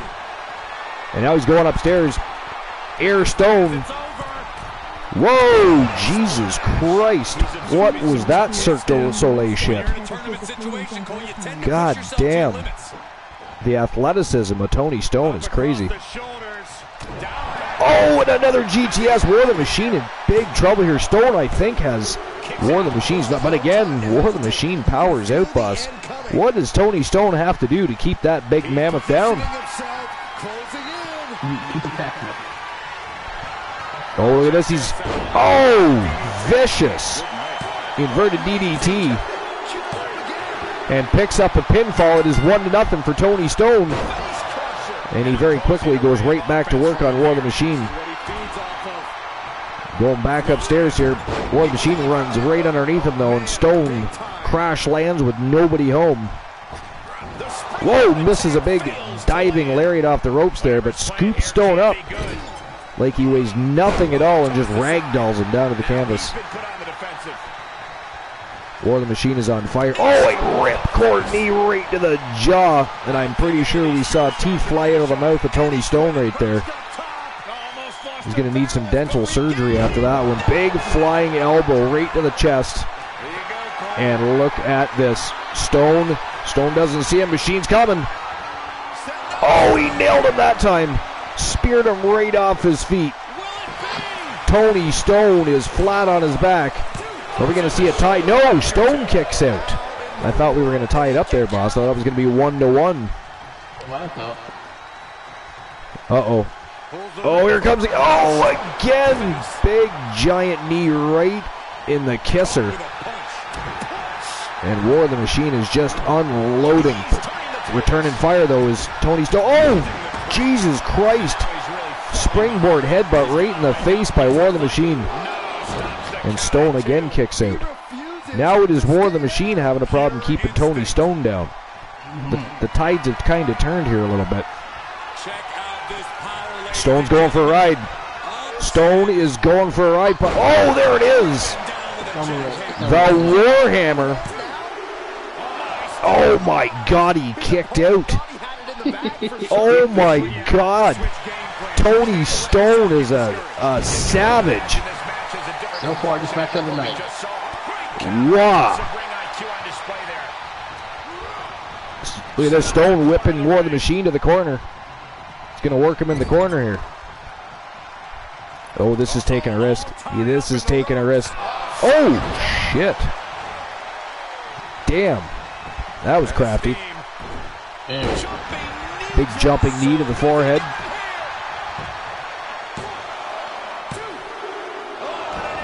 War the Machine kicks out. 2 count only.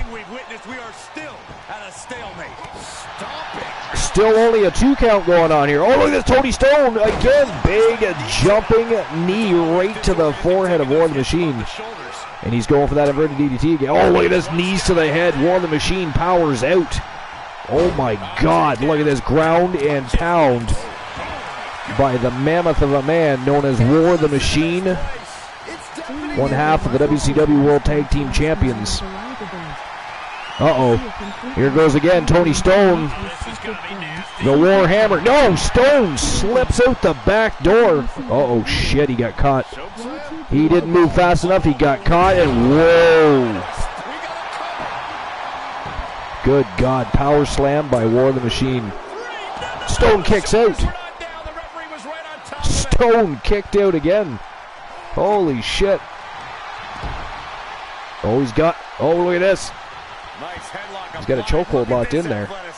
He's cranking that neck back, but he lets him out. I don't know why he would let him out there. Oh, and he missed the moonsault. War the Machine going for a moonsault. Gets caught by Tony Storm with a quick pin attempt here. But powering out is War the Machine. This match continues. Match of the night. So far, it is match of the night. Wow. Oh! Out of nowhere with a big Superman punch to the freaking forehead of War the Machine. Look at that. He pulls up the big leg, and that is it. Wow. He starched War the Machine by a score of 2-0. Holy hell. I mean, did hell freeze over? Did Satan leave the pits of hell and join the LAPD? Oh, wait a minute. That actually happened, didn't it? But tell you the truth, it's only tell you the truth, War only been beaten by 3 people. Sir Jack the Greatness said he has been beat by 3 people. He got beat by Elijah Archer first. Yep. Yeah, Dean Razor. And then Tony Stone. So he still got sort of a good record. He had been beat by a lot of people. Sir Jack the Greatest says, seemed like he's staying one step ahead of his play. He was. Absolutely he was. Jamie Noble wrestled his last match last night alive. Yeah, we were talking about that earlier, Sir Jack. He was facing the Bloodline. Sounds like it would have been a great match to watch, to be fair. He was teaming up with, who was he was teaming up with, boss? Do you remember? Strowman. Was it Braun Strowman? Yeah, it was Braun Strowman, okay. Alright, so Glenola says someone got some good points there. We do not get points here. We get Archer vs. Bucks. How dare you? Somebody ban Glenola, please. He is spreading propaganda, misinformation. We cannot have that. Alright, so congratulations to Tony Stone. Moving on to the semifinals. And I'll issue the payout for that. Just give me a second here. Alright, so winner of the match, Tony Stone. I can't believe he just starched War the Machine. That is fucked up. Alright, there we go. Payout has been issued. Superstar and become a over 9,000. Archer vs. Bucks goes to the victor of the bet. Alright, so who moves on to face Tony Stone now? Who's going to complete our semifinal?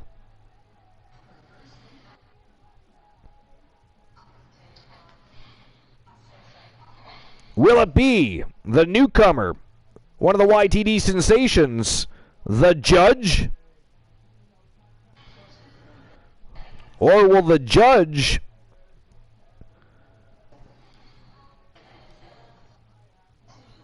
get rebelled against by Joe Lincoln, the Phenom from Team Joe Link?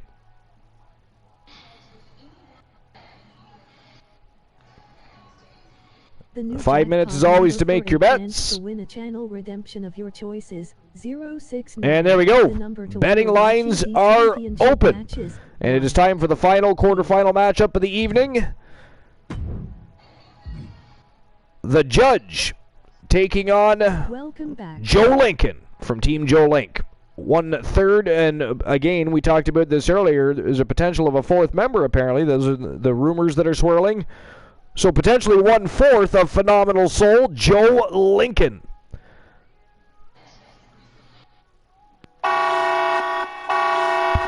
It is showtime and go time. Let's go.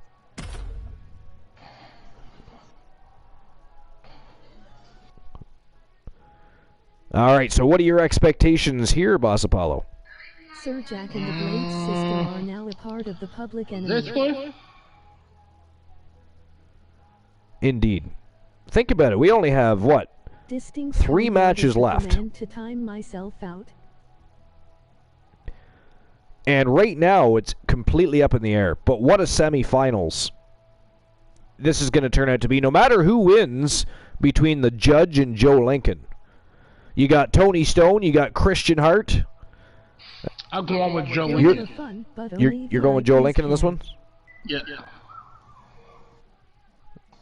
I too am going to go with Joe Lincoln on this one. Okay. I mean, I actually I was very impressed by the debut of the judge. He won his debut matchup very handily. But today he showed just a little bit of a green area in the ground department. Much like I said the same thing about Marcus Stevens, showed a slight bit of weakness in the ground game. They both need to get back to the gym and work that issue out, or they're going to continue to lose to the likes of the Christian Harts, to the Greek god Papadons, to even Alan Severn. Alan Severn, we all know him as this brutish brawler, but we also know, for those that know, he is also a submission specialist. Yep, he is. He is a submission specialist. So, I mean, if you're going to hang with people like that, then you got to get groundwork going, or they're going to beat you every single time. Every single time. Because they're not going to try and match power with you. They're going to take you down. They're going to manipulate your joints. They're going to bend you into a pretzel. They're going to take you the only way they know how. And speaking of the judge, here he comes, making his way to the ring right now. Right, Sir Jack. So did you actually bet on The following Joe Lincoln? contest is a championship first round match. Making his way to the ring from Boss? New Orleans, Louisiana. Did you actually bet on Joe Lincoln? Yep. You did, okay. If pride comes before the fall, then brace for one heck of a big fall in this match. Oh, well, aren't you clever, Saxton? It isn't about pride for this athlete. It's about belief. Well, here's something interesting from Ringside News. It's from about, I think it said it was about 4 hours ago. Sunil Joseph says, Kurt Angle says he's back to being retired after WWE's SmackDown appearance. Kurt Angle celebrated his 54th birthday this past Friday. Considering SmackDown was in Pittsburgh this past Friday, WWE hosted a special birthday celebration for its Olympic hero. During the celebration, Kurt Angle recreated an infamous segment from his past. During his birthday celebration, Kurt Angle hosed down the Alpha Academy while Gable Stevenson stood by his side.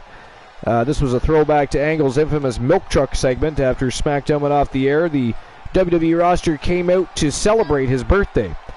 Following the birthday celebration, Kurt Angle took to Instagram to thank Triple H. He also mentioned that it's time to go back to being retired. He said, "Thank you, Triple H and WWE. Now back to being retired. Until next time." This is the second time Kurt Angle is making an appearance in front of his hometown crowd this year. It will be interesting to see when he makes his next appearance. And that's all that article says. But interesting that he makes a SmackDown. See, usually when somebody comes back to make an appearance like that, they're going to be sticking around a while. But then he's not the only one. I mean, you know, Jeff Jarrett was there, and then poof, he was gone. Right? He was. He was just there, then he was gone, and he was in AEW. It was like, what the fuck just happened? So. Man, 100% on Joe Lincoln, 0.1% on the judge. 0 on the judge.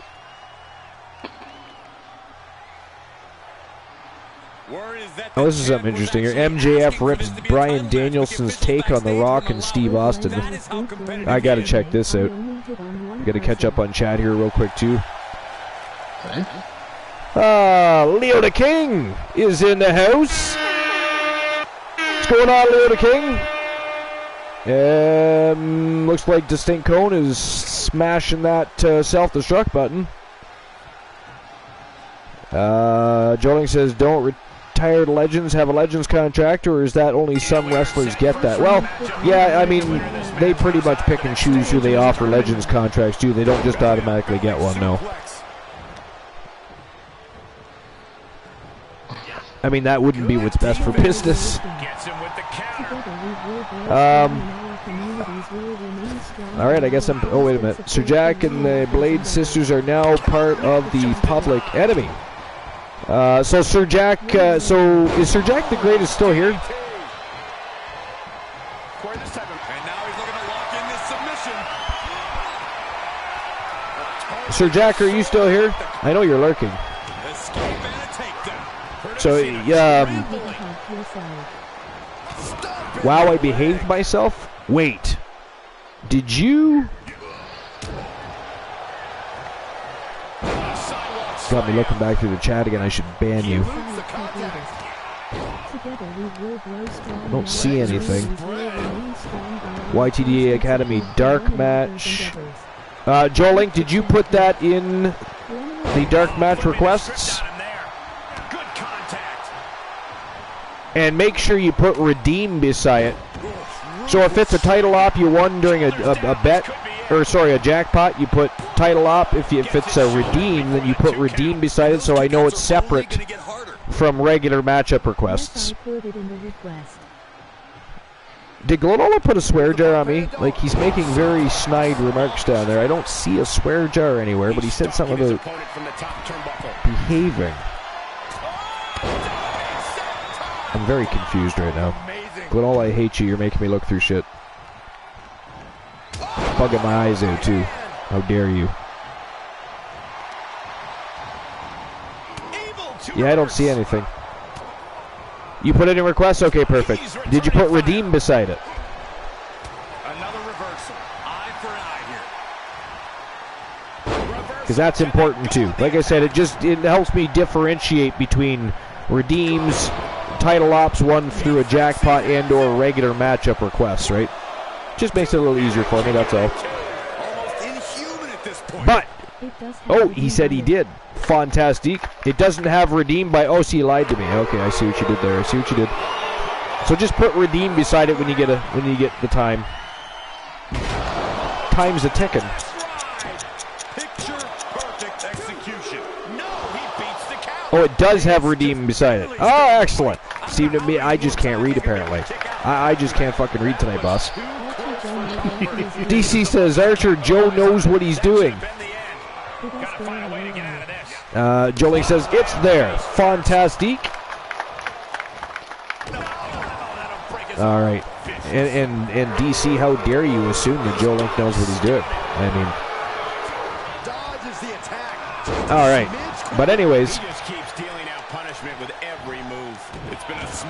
Good God, look at this. The judge going to town on Joe Lincoln here. Oh, Joe Lincoln gator rolls him. You got a swear jar.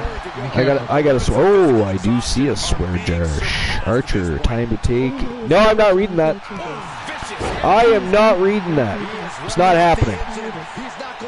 Joe Link says, oh no, he swear jar. Yeah, I seen it. I saw it right away, and plus Boss Apollo was all over it. Nice try, Glenola. Haha. I bet you know the lesson right now. Caught in the act, sir. Yep, you know the lesson right now. That is ghastly. Absolutely ghastly. Can't seem to behave himself.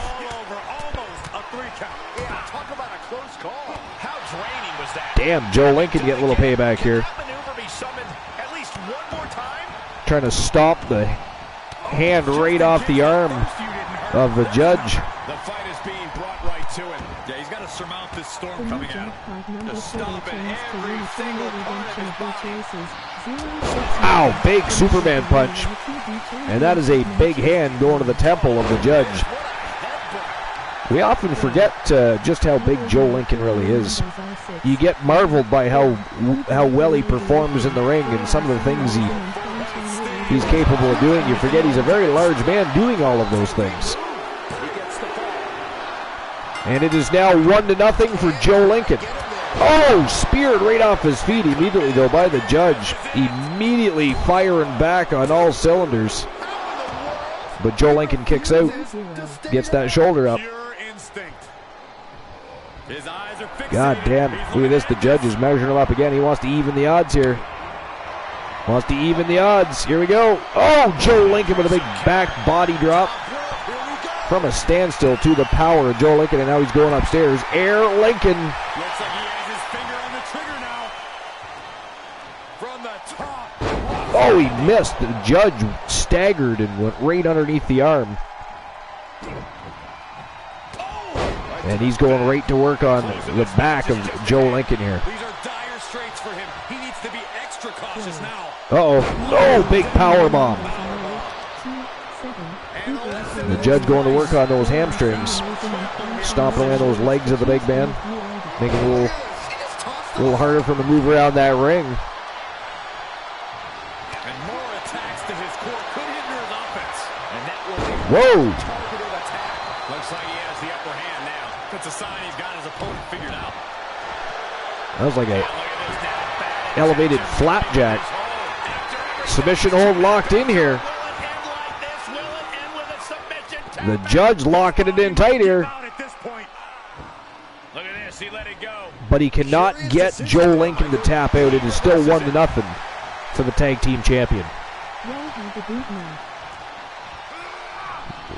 Lincoln racks him up here. Uh-oh. The judge in trouble all the way down to the unforgiving floor. And that is at least a 9-foot drop plus.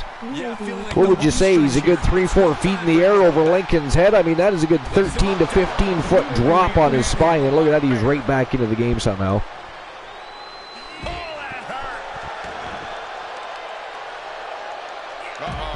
Still attacking those legs of Joe Lincoln.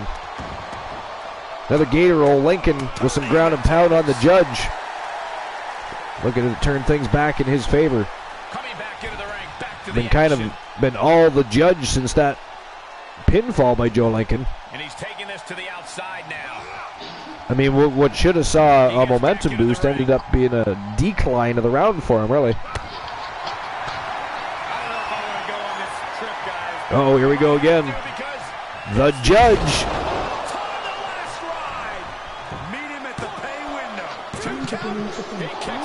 Wow, Lincoln kicked out. It is still 1-0 for Joe Lincoln. It must be demoralizing knowing you've unleashed your best shot on your opponent to no avail. He now just looks helpless to every attack. Big right hand.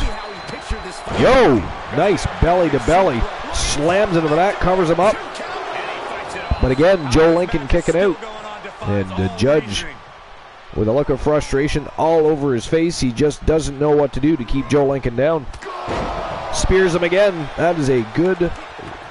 Well, look at that. Joe Lincoln right back to his feet. That is crazy.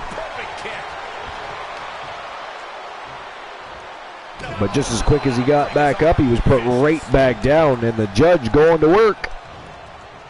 He decides. Jeez.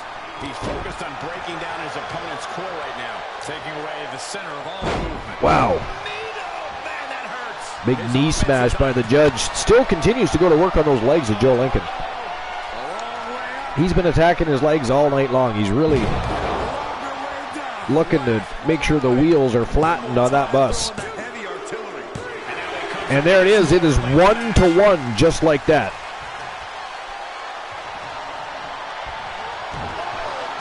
You know, where were some of these skills earlier today in YTD Academy? I know, right? I feel like I'm watching a different judge than I was at YTD Academy today. Look at that big elbow to the face.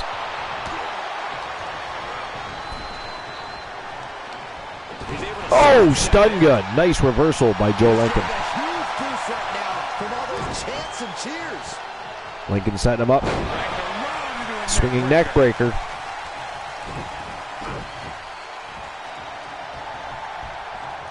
And another. This time, he attacks it. Big elbow right to the back of the neck. Flattens the judge. But the judge kicks out. 2 count only there.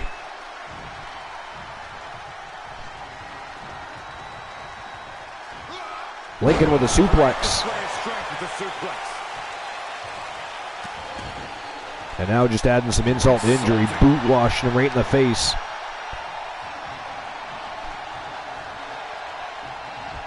Lincoln looks like he's getting ready to potentially put the judge away.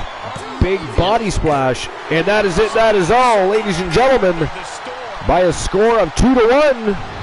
The winner of the match, and moving on to the semifinals of this Junior Wrestling Championship Gold Rush Tournament from Team Joe Link, the phenomenal Joe Lincoln from Phenomenal Soul. absolutely impressive And Joe Lincoln's still on that quest to become a double champion. This match cannot be undersold. They Wow. were pushed to the limit, and they still came out on top. That's sort of a good match. That was a fantastic match. Maybe the kitchen sink would have changed the outcome of this match. And Joe Lincoln was the victor. The judge still trying to prove himself. The judge is definitely still trying to prove himself. 2 losses today for the judge. But to be fair, look, you know, it's one of those things where he kind of looked good in both losses, but he does still have some work to do. He's got a little bit of work to do.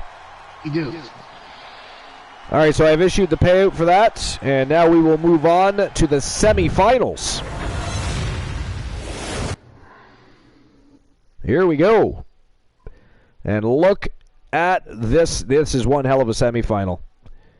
You got Nathan North versus the Iceman, Christian Hart, and Tony Stone versus Joe Lincoln. That is one hell of a quarterfinals. It's gonna be Joe. It's gonna be Iceman and Joe Lincoln. I actually think so too. I say it comes down to the Iceman, Christian Hart, and the phenomenal Joe Lincoln. I believe that as well. One of them, of course, will move on to face Ted Cobb. Who that will be, I don't know yet. We'll have to see how the next couple of matches play out before I want to guesstimate that. But who moves on to the tournament final? Nathan North, he been with a lot of matches. He lost some too, so I'm going Iceman on this one. So you're going with the Iceman Christian. I too am going with the Iceman. I mean, Nathan, the brute, the British brute, Nathan North has been nothing short of spectacular. Very impressive. He have.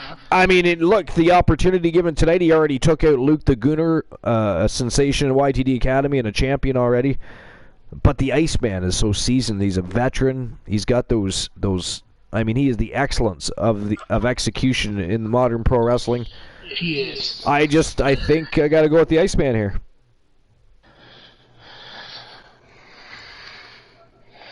Yeah, I'm going to have one way. Well, I'm about to get head off. Got me working in the morning. About lurk away. All right, my friend, lurk away. Appreciate you being here. And I've got the show from here. All right, yeah, have a good one. Yeah, you too.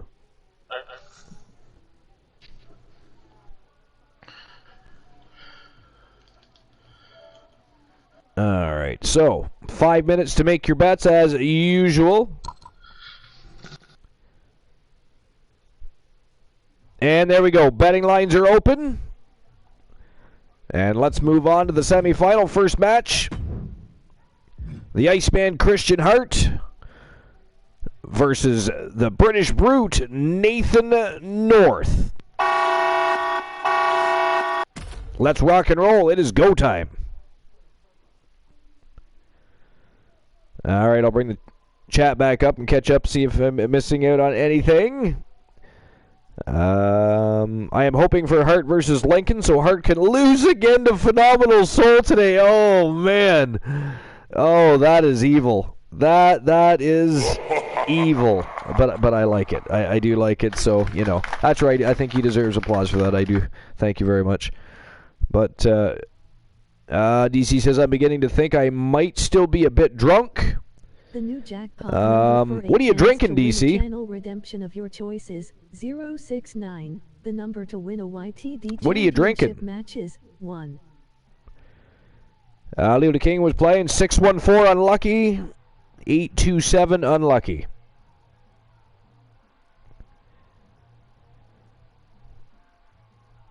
All right, so the betting's already underway. DC says, I'm not. I was last night. Oh, okay, what were you drinking?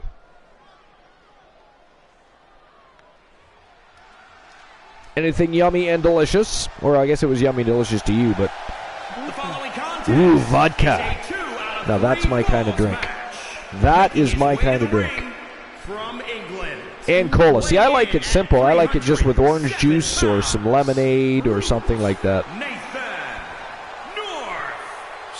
Cola once in a while. I mean, vodka and Dr. Pepper is to die for. It is very good. It is delicious. But I can pack away far more if I drink it with orange juice or lemonade than I can if I drink it with pop. So there's that. It's kind of the reason I do that, to be fair.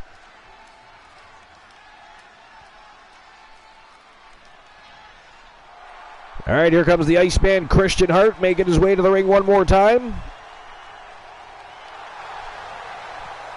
And his opponent, to face the British Brute. From Toledo, Ohio, weighing in at 264 pounds. One of them going to move on to the tournament final for the right to fight. Awesome Ted Cobb, the reigning defending junior wrestling champion. Has wanted to see. It's one that I've been waiting to see, and it's about to go down. He's in perhaps the best. Who's it going to be, though? The Iceman or the British Brute?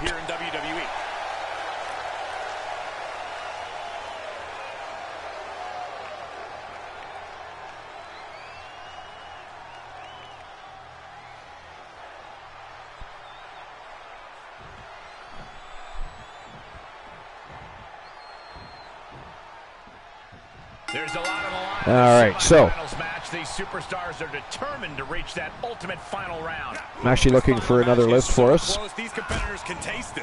That's some serious one that's not overly long. It should be a fun one to watch. Sharp elbows to the body. I hear something interesting. So this is from SlamWrestling. Look at that, Christian Hart already all over Nathan North. This is crazy. Could you imagine if it does come down between the Iceman Christian Hart and Joe Lincoln? I mean, there's not much of a rivalry, really, to be fair, between Christian Hart and Joe Lincoln, but the fact that he's on the same team as Jay Simmons, you see. The fact that he's on the same team as the Soul Man is enough to light and add fuel to the fire for one Christian Hart. Definitely enough. But anyways, this is from SlamWrestling.net. Published by John Powell. It was done about a year ago. And it is the 10 scariest wrestling factions, which I find very intriguing. So understanding simple math and that there is strength in numbers, factions have dominated the wrestling landscape since the art form's very beginning. There have been factions, and then there have been those frightful factions who have employed fear and dread to gain the psychological advantage over anyone who is unfortunate to be standing across the ring from them. With the scary season upon us, well, it's not now. Apparently this time last year, or around this time last year, it was, though. It is not now. Here are their picks for the 10 scariest wrestling factions ever. There he goes, right into the corner. Number 10, the Dungeon of Doom. Says, I know what you're thinking. These guys were so cheesy, so absurd. They were a punchline to one of the greatest wrestling jokes ever. While some of their antics and their promos may have been campy, their membership was not a joke at all. The Dungeon of Doom has some of the most merciless monsters ever to grace a wrestling ring. There was Kamala, the Shark, who was Earthquake, Big Van Vader, Meng, the Giant, who was the Big Show, the Barbarian, Big Buddha, One-Man Gang, and a host of others. Just having to face even one of those beasts in the ring would have been bad enough, but knowing there was a whole band of badasses to back them up, they were far more imposing and dangerous than many give them credit for. Number 9, Raven's Flock or Nest.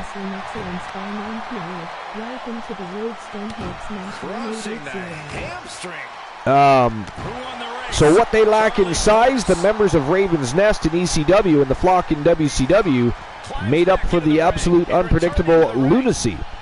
Canyon, Kidman, Saturn, Reese, the Pitbulls, Stevie Richards, Cactus Jack, and Dudley Brothers are just a few who fell under Raven's charismatic spell. They were willing to do anything and go to any extreme for their mentor and messiah that made them a group to fear. Number 8, Disciples of the New Church. I vaguely remember this. So you should be wary of any group headed by Sinister Minister himself, Father James Mitchell, which we, of course, most of us probably, well, most wrestling fans know who that is. You had Mike Awesome, Shane Douglas, Brian Lee, Sin Malice, Slash, Cobain, Tempest, and the one and only Vampiro, all under the guidance of a devious deviant who once smeared blood on an enemy.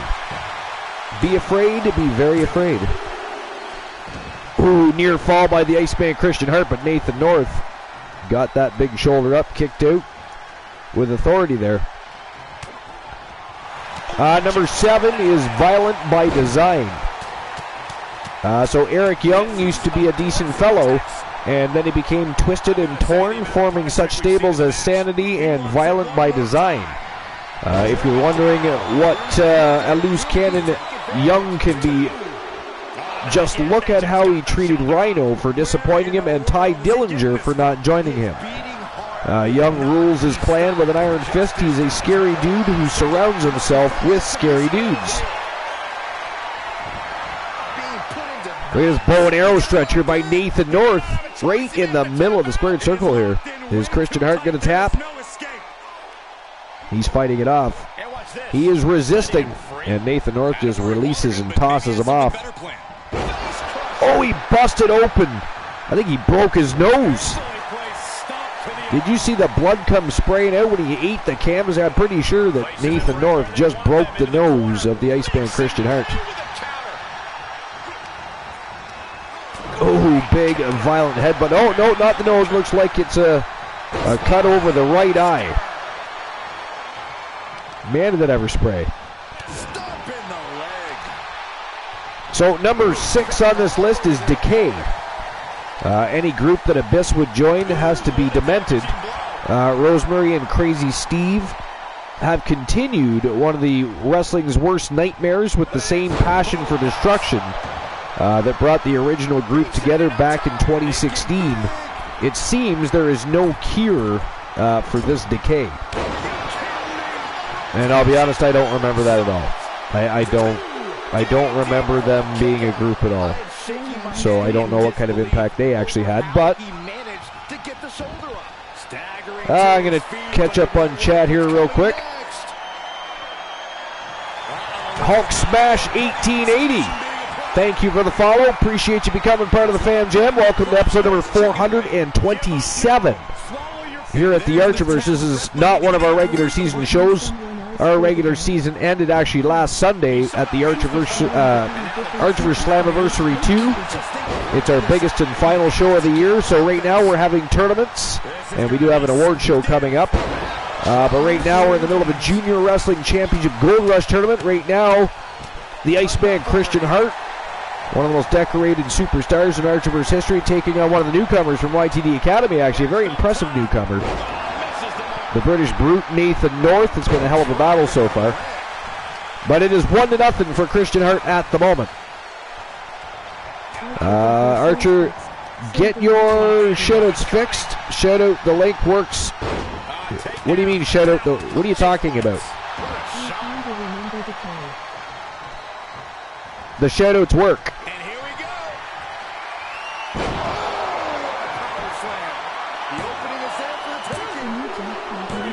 I literally just clicked the link and went right to his channel. 069, the number to win a YTD championship match. He went right into that turnbuckle. Besides, there's a new shoutout command you can use. To be perfectly fair. He needs to give himself some room to regroup fast. Step through, legs are locked. Can they turn it over? There it is. See, look. Just tap out and end this thing. Losing this match would absolutely destroy him. He's trying to fight it the best he can. He let it go. Yeah, I wonder why. See, there you go. I mean, the shoutout worked for me, too. The regular shoutout worked. I was able to go to his channel. Back to his feet, but he might not know where he is. Look at the athleticism of the... Oh, you can't do the new? He's begging him to get... Well, that's weird. I'll have to fix that problem. That's an easy fix. I actually thought I had it set for VIP so you would be able to do it. That's kind of strange. Yeah, I'll check into that in a little bit, DC. I actually thought you had the ability already to do that. And Christian Hart, by a score of 2-0 and via tap out, beats the British Brute Nathan North and moves on to the tournament final. Ladies and gentlemen, from Team Christian Cool, the Iceman Christian Hart is your victor. Congratulations to Team Christian Cool and the Iceman Christian Hart moving on to the tournament final. A score of 2-0. All right, I'll issue the payout for that. Christian Hart was the victor. And the payout has been issued.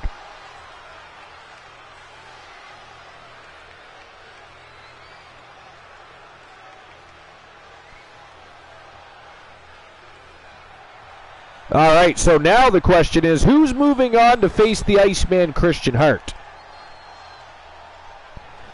As we go into the last semi-final matchup here.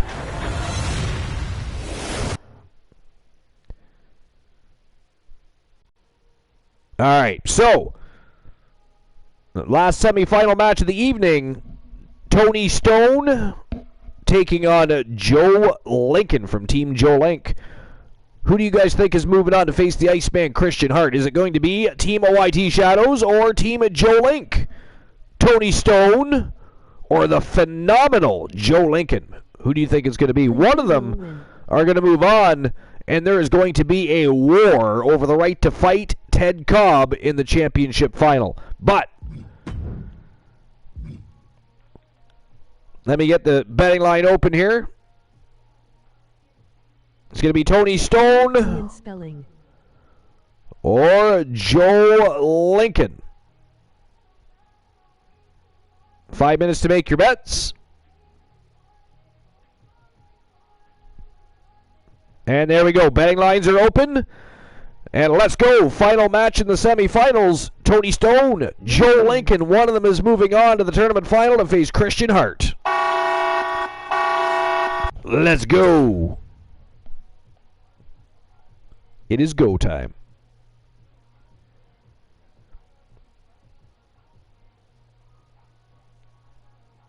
RTRDM, do you what I get when I use the links?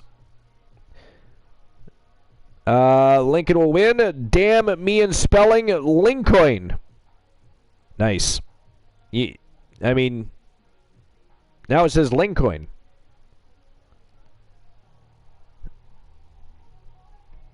All right. Anyways, back to my list here. So the next scary faction on the list is Psycho Circus. It says also known as Lowe's Psycho Circus. They are wrestling's version of the Killer Clowns from outer space. I mean, their names are Psycho Clowns, Monster Clowns, and freaking Murder Clowns. I repeat, his name is Murder Clown.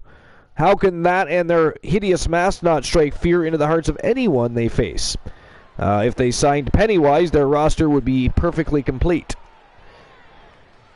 Number 4 on this list is the Wyatt family.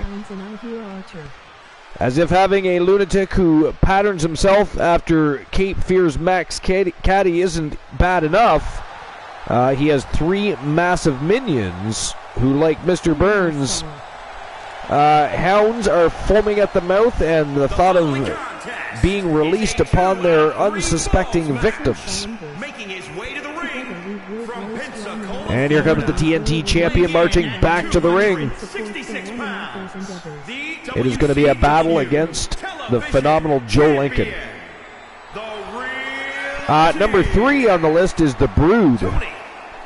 So whether it was blood or vicious fluid, these Lost Boys had more in common with Maze bloodsuckers in Near Dark than those twinkly wimpy vamps in Twilight.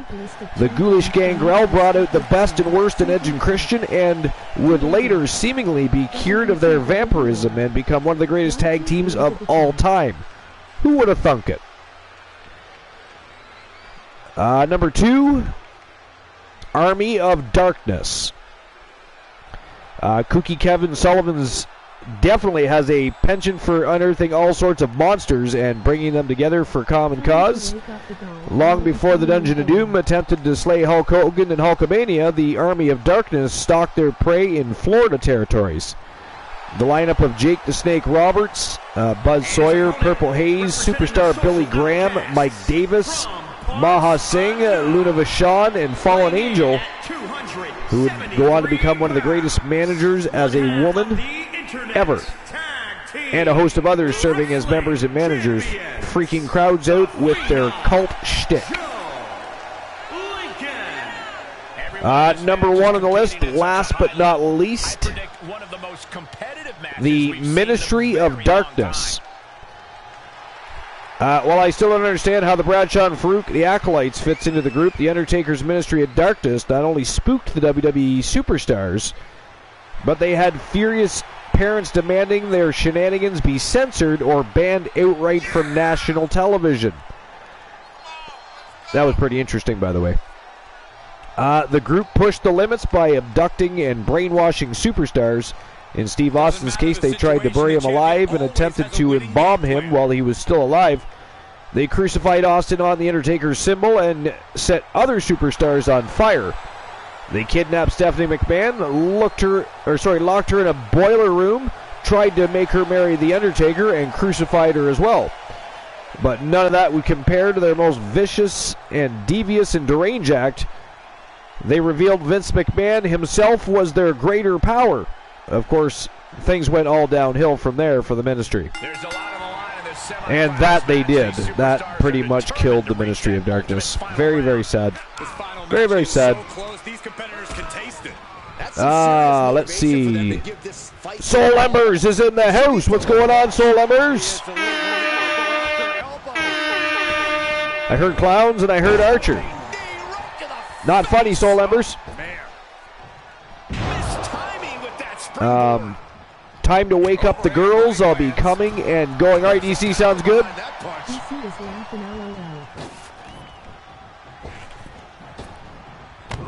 Oh, big lariat by Joe Lincoln. Tony Stone laid out in the middle of the squared circle, and it is Air Lincoln time, but he landed with nobody home. Stone got out of the way. Ripcord elbow right to the face. Goes to drop a big elbow to the sternum, but Lincoln rolls out of the way, and look at this. Oh, vicious DDT by Joe Lincoln. Kick to the gut. Lincoln now with a falling neck breaker. Big punch right to the midsection. And Stone going for another ride. Suplex by Joe Lincoln. Wow, nice retaliation by Stone. Big springboard forearm right to the side of the head. Took Lincoln down, but Lincoln got right back up. And look at this, Stone leading him over to the corner. Makes him eat the turnbuckle. But in return, Joe Lincoln makes him eat an elbow. And another DDT. Just about making a permanent imprint on the canvas. Stone looking for a suplex of his own, but Joe Lincoln battles out. Knee right to the midsection, though. Look at this, he racks him. He's got him racked here. Oh! There's the GTS. Stone covers him up. But Lincoln powers out. 2 count only there. 2 count only. Stone, quick cover. But again, Joe Lincoln able to get that shoulder up. Tony Stone, oh, went free. Actually, I'm not sure what he was going for there. A split leg moonsaw or a off the top rope again, this time with a frog splash. And this time only gets a 1 count. A 1 count. Joe Lincoln's getting stronger as he gets tortured here. Joe Lincoln. Oh, knee right to the midsection. Nice counter by Tony Stone. And again, Joe Lincoln Gotta find a way to get out of this. eating some knees of Tony Stone. Just breaking down the opponent. He's starting to struggle. Big soccer kick right to the spine. Situation, Cole, you tend to push yourself to your limits. He's dictating the pace of this match now, guys. Yeah. Oh, out of nowhere with a jumping forearm right to the face. Down like a tree falling in the woods is Joe Lincoln. It is 1-0 for Tony Stone. The WCW TNT champion putting on a clinic here in this tournament tonight. Joe Lincoln going right to work though. A blue thunder bomb. Oh, drops him with a heavy right hand. Goes for some ground and pound, but Tony Stone gator rolls him.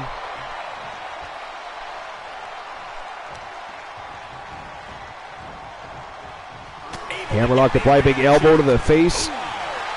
Lincoln firing back. Yo! Look at that.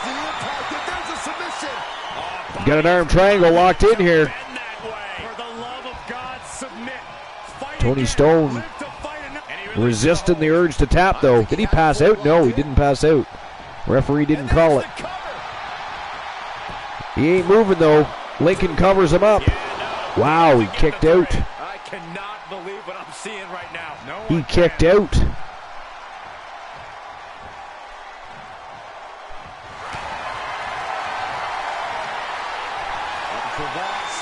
Got a neck crank going here.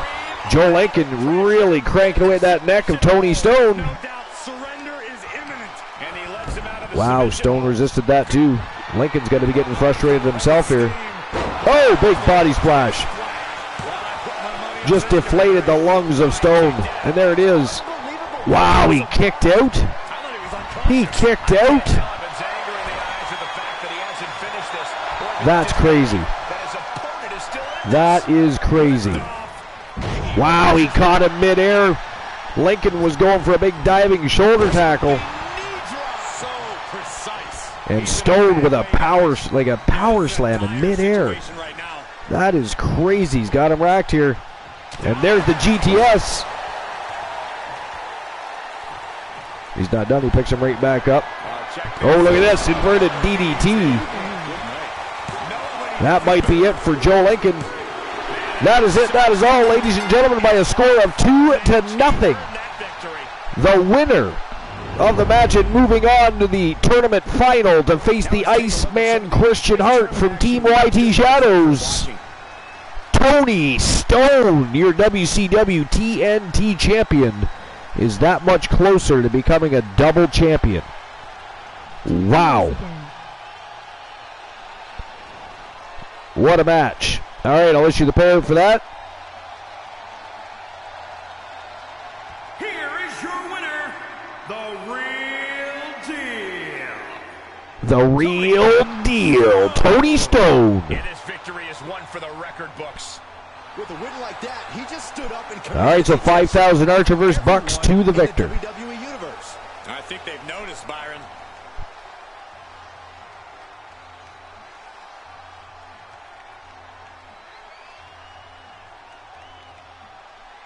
All right, so now the question is, who's going to move on to face Awesome Ted Cobb from Team Crondos BR? Is it going to be Tony Stone, who's got to come right back to the ring and face one of the best in the business in the Iceman Christian Hart? Or is it going to be Christian Hart himself?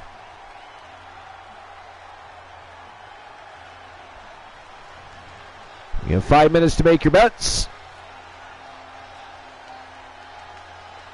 And there we go. Betting lines are open. And let's move on to the tournament final, baby. Tony Stone, the Iceman Christian Hart, 1v1 for the right to fight Ted Cobb. All right. What do you guys think? Betting lines are open. And ladies and gentlemen, without further ado, it is showtime and go time between the Iceman Christian Hart and the real deal, Tony Stone. Let's go. Follow.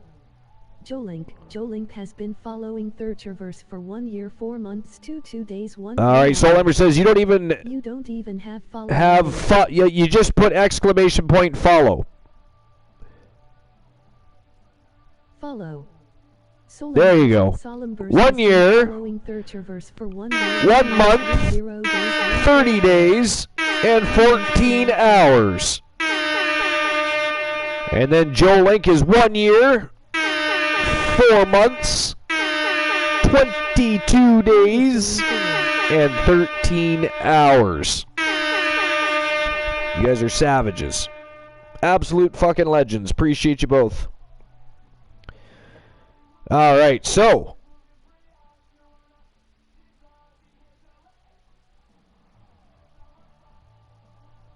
I believe I still had a bit of a list left. I did, yes. I think. Did I not? Or did I do it all? No, I did it all, didn't I? Because the last one was the Ministry of Darkness. So let's go over that list again. Again, it was slamwrestling.net. John Powell published it. It was the 10 scariest wrestling factions of all time. Number 10 was the Dungeon of Doom. Number 9 was Raven's Flock and Raven's Nest. Number 8 was Disciples of the New Church. Number 7, Violent by Design. Number 6, Decay. I can't watch this entrance. I heard this one back. Number 5, Psycho Circus, also known as Lowe's Psycho Circus. Number 4 was the Wyatt family. Let's see what they've got then. Number 3 was the Brood. Number 2 was the Army of Darkness. And again, last but not least, was the Ministry of Darkness. So it was an interesting list. I mean, I don't know. I mean, a couple of them on there, I don't even think they deserve to be on there. But that goes with saying with any list, really, for that matter. All right. And his opponent from Pensacola, Florida, Tony Stone making his way back to the ring. 66 pounds, the WCW Television Champion, the real Soul Embers 363, unlucky. Don't forget you can play again, Soul. There's 2 sets of numbers, 069 and 169. However, I believe it was Life is Great who came within 1 of the 1 number. It's 196, she got 197, so 614, unlucky.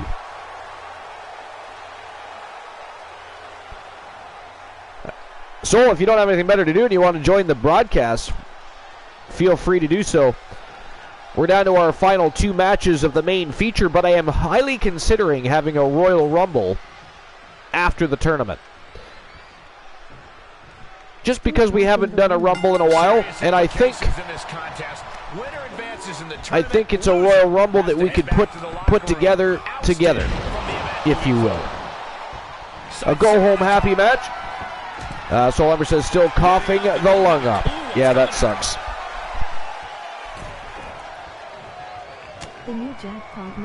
I mean, I know. I went through 3 days of it. I'm feeling the best today than I have in the past 4 days.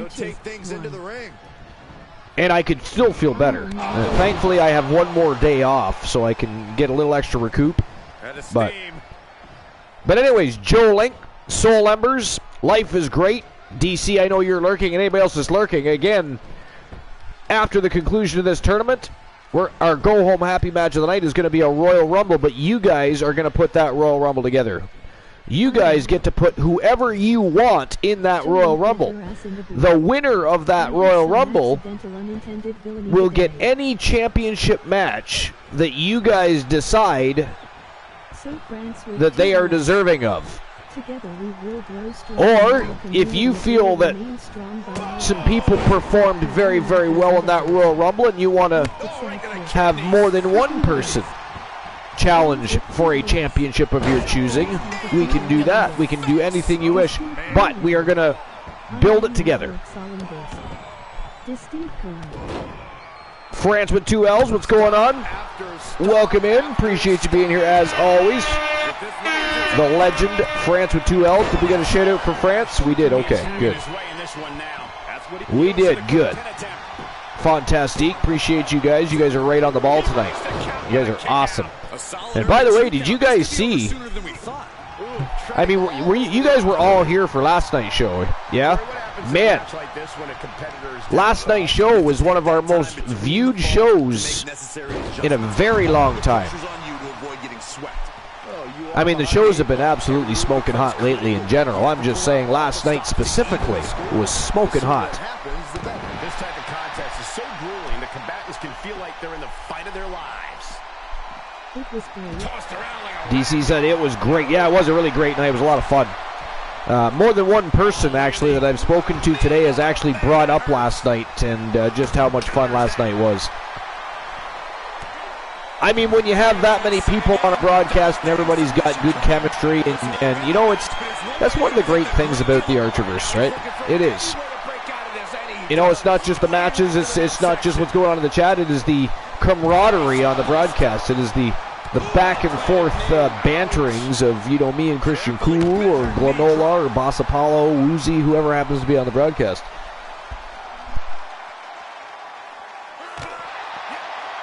He manages to escape it. Reversal. Of course, these guys are fighting outside the ring. Of course they are. Oh! Jesus. Christian Hart, big high angle back body drop on that concrete by Tony Stone. I mean, I said this was going to be a war. I mean, this is for the right to fight Awesome Ted Cobb for that Junior Wrestling Championship. Big headbutt right to the face by Tony Stone. Oh! Caught him with a cutter. Dropped him right on the concrete. But look at that, a boot from the bottom. Hart pushing through with that adrenaline boost to his. Big knee. Oh, he missed. Christian Hart get out of the way just in time. Just about ate a jumping knee. Good God. This isn't going to be good. Oh, a gut buster.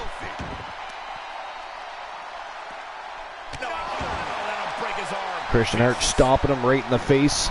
And again. Laying the boots to Tony Stone, looking to turn the tides in his favor. Hart just tosses him down to the floor. What a match this is turning out to be so far. Joling says, women's Royal Rumble, eh? You gotta fight for your right. Okay. What's the plan here? DC says, you gotta fight for your right to party. So Joe Lincoln, or sorry, you are not Joe Lincoln, that's your client, you are Joe Link. Joe Link would like to see a women's Royal Rumble. Okay. All right, we can talk about that.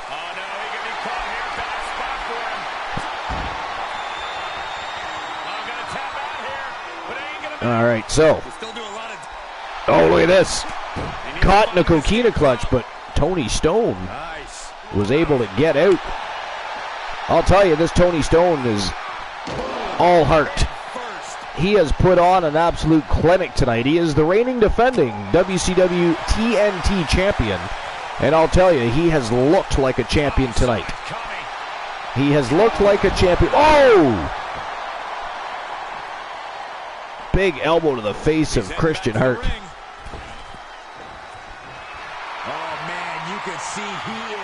Tony Stone trying to lure him back in the ring, but he can barely walk, much less get back in the ring.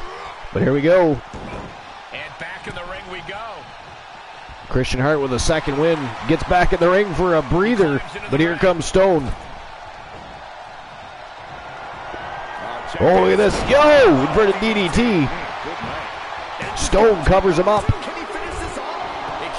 But Christian Hart kicks out. 2 count only there. This is a crazy, crazy matchup. question runs in the mind. Sir Jack the Greatest says, make it happen, Archer. Well, if you guys want a Women's Royal Rumble, you will get a Women's Royal Rumble. And then, of course, once we bring up the list of whoever's in that Royal Rumble, we can change it to your liking. This match is a brawl. Now, I did say it would be a war. I did say it would be a war.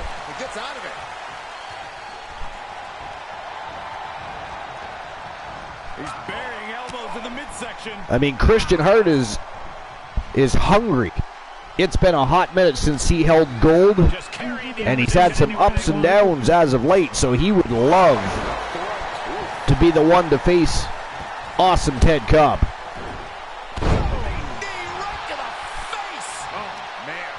I mean, as would Tony Stone, don't get me wrong. And again, Tony Stone has looked like a champion, fought like a champion. Yeah, he is showing us a lot out here. Absolutely phenomenal. Oh, there's that inverted DDT again. Covers Christian Hart up. Wow. It is 1-0 for the Real Deal. The Iceman fighting back here, though. A big boost of energy and adrenaline here. The Iceman, big body splash. Covers him up. Looking for a quick count here. No, sir. 2 count only. Tony Stone kicks out. Still 1-0 for the Real Deal. He's lining him up.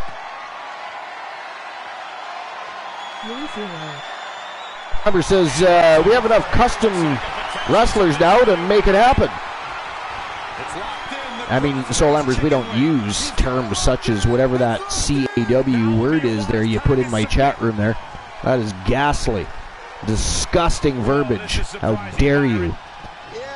Jolik says this match is a brawl. I read that. 1-0. I know it's 1-0. How dare you, sir?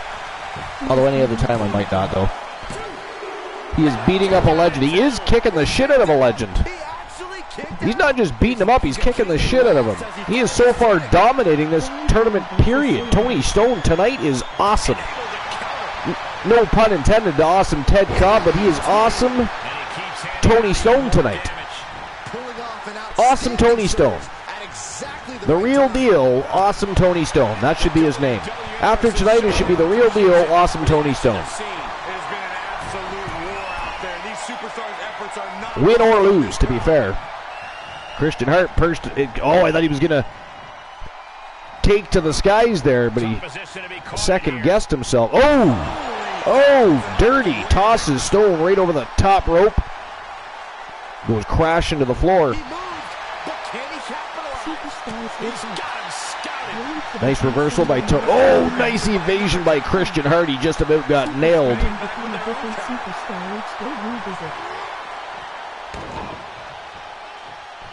I mean, I can't even tell what's going to happen next in this. It's so back and forth. The struggle for control is absolutely real in this matchup. But that said, it is still 1-0 for the Real Deal Tony Stone. Perhaps thinking about what to do next here. Oh, there goes the orbital bone. Good God. Frank Miller versus Soul Embers. I mean, that's kind of, I don't know if legally we can put a trained professional wrestler against a manager, but, I mean, it has happened in the past. I mean, Bobby the Brain Heenan has had to wrestle a match. I mean, Jimmy Hart got into the ring. I mean, it's happened in the past. I just don't know. You know, I don't know if Soul Embers is going to want to get in the ring when he has clients to do stuff like that for him. I mean, you can discuss that with him.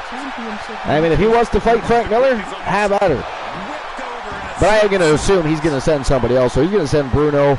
He's going to send Vaughn. He's going to send somebody from the Weapons of Mass Destruction. Hey, good luck with that, by the way. Good luck with that, by the way. I mean, you weren't exactly... I mean, you just came flat out and challenged him like that.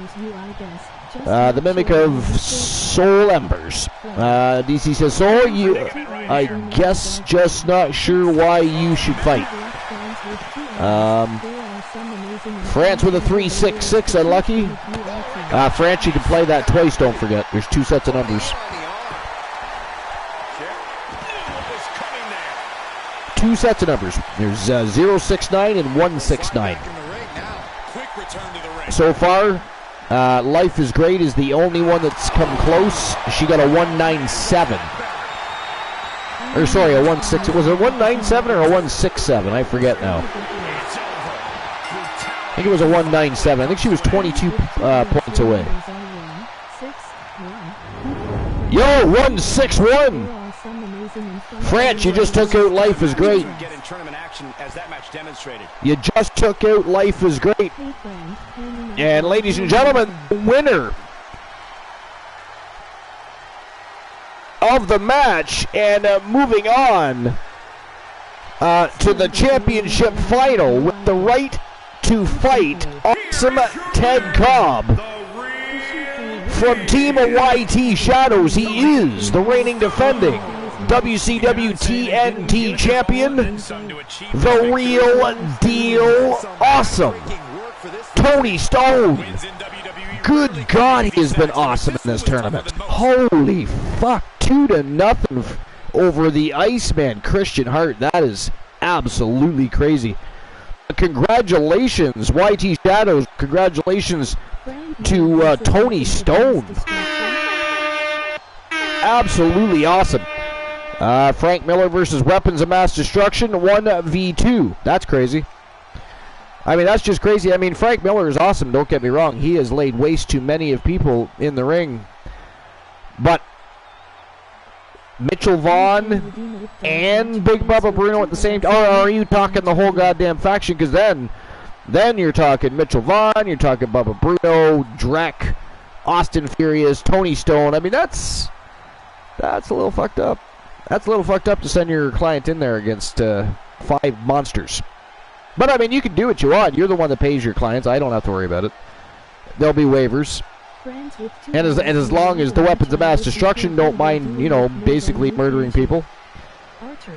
Tree of Knowledge or Rotten Fruit. All right, well, all right, so a lot of you probably know that I've been a martial artist for about 37 years. Actually, 37 years this past summer. And I've been training since I was 8 years old. Now, one of the things, I did a few different things when I first started my martial arts career. I wanted to try different things, different ways to improve elasticity, flexibility, strength, and stamina, stuff like that.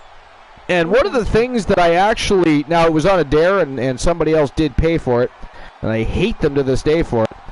But one of the things that I had tried was actually figure skating, and of course back then I was one of those people that, you know, we made fun of male figure skaters. It's just something we did back then, and, you know, we wouldn't do it now. We wouldn't even condone that now, but we made fun of male figure skaters. This is what we did.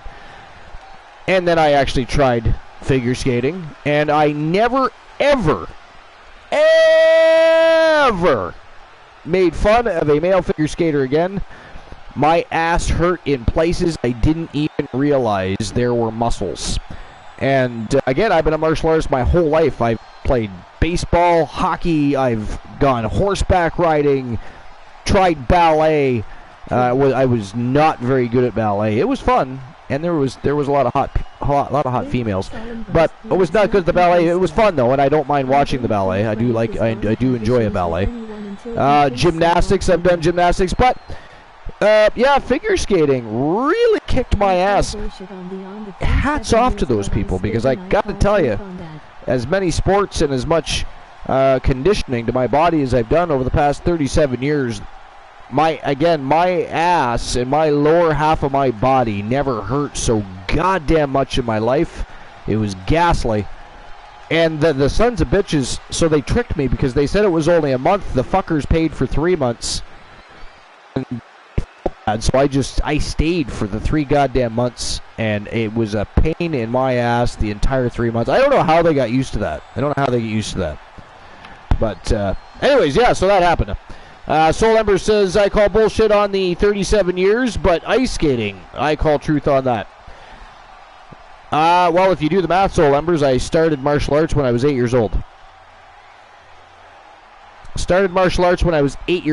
True. I am 45 at the end of the year. So you can do the math on that if you like. And it actually, everybody's saying true anyway, so it actually is true. I did do that. And again, I have never in my life ever made fun of a male figure skater again. Yeah, 45. I was born in 1977. I have 6 kids, 3 grandkids. My oldest son is 27. Actually, most of you have met all my older boys. They've all popped into the chat and enjoyed the show with some of you. I'm just aging very well, France. I'm aging very well. I think we talked about age at one point. Yeah, because you're 30. So Soul just turned 30. Soul just turned 30. His birthday was yesterday. So if anybody hasn't wished him a happy birthday, you can wish him a happy belated birthday. DC says, I like your kids. They are fun. Yeah, I mean, they've been busy lately. I haven't. I don't think even Games Galore. I don't think I saw him online streaming the other day. I forget what it was he was playing, but that was the first time I'd seen him. I think it might have been Fortnite. But that was the first time I'd seen him on there in a while. Entity Unknown he's got a new job, so he hasn't been doing any, and he's been busy with his girlfriend traveling back and forth between the towns we live in. So he's been busy, and then my oldest son's got a new job, and my grandson's been off and on fairly sick. He's got allergy issues and other such things. But France says, well, damn, I thought I was the old man here. Clearly I was way wrong. How dare you, France? I am not old. I am simply like a fine wine. I get better with age, sir. I get better with age. France, look, if you take more than you chew, your mouth will be sore on after you pick fights with weapons. Oh, we're still talking about Frank Miller versus the weapons of mass destruction thing here. See, I think it'd be fun if he had to try and go through all of them, right? If he had to try and go through all of them, you know, whether it be in one night or over a course of a few nights. And Frank Miller, that was something he had to do. He had to try and beat all of the members of... And we can put conditions on that. You can put conditions on that. But yeah, all right, so Tony Stone. Congratulations again to Team YT Shadows and Tony Stone. Huge win. The TNT champion has looked absolutely iconic in there tonight. It's been fantastic.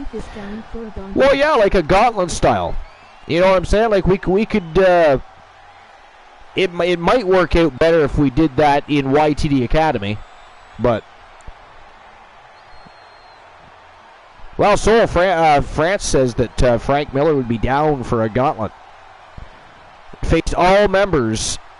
No animosity involved. All members in one day of the weapons of mass destruction. Wouldn't it be weird if he won? No animosity involved, just seems interesting. Yeah, good competitive nature. I mean, Frank Miller's one of those guys that likes to test himself. That'd be a definite way to do it. That would be a definite way to do it, I got to tell you that. All right, so I'm going to go ahead and issue the payout here. Just give me a moment.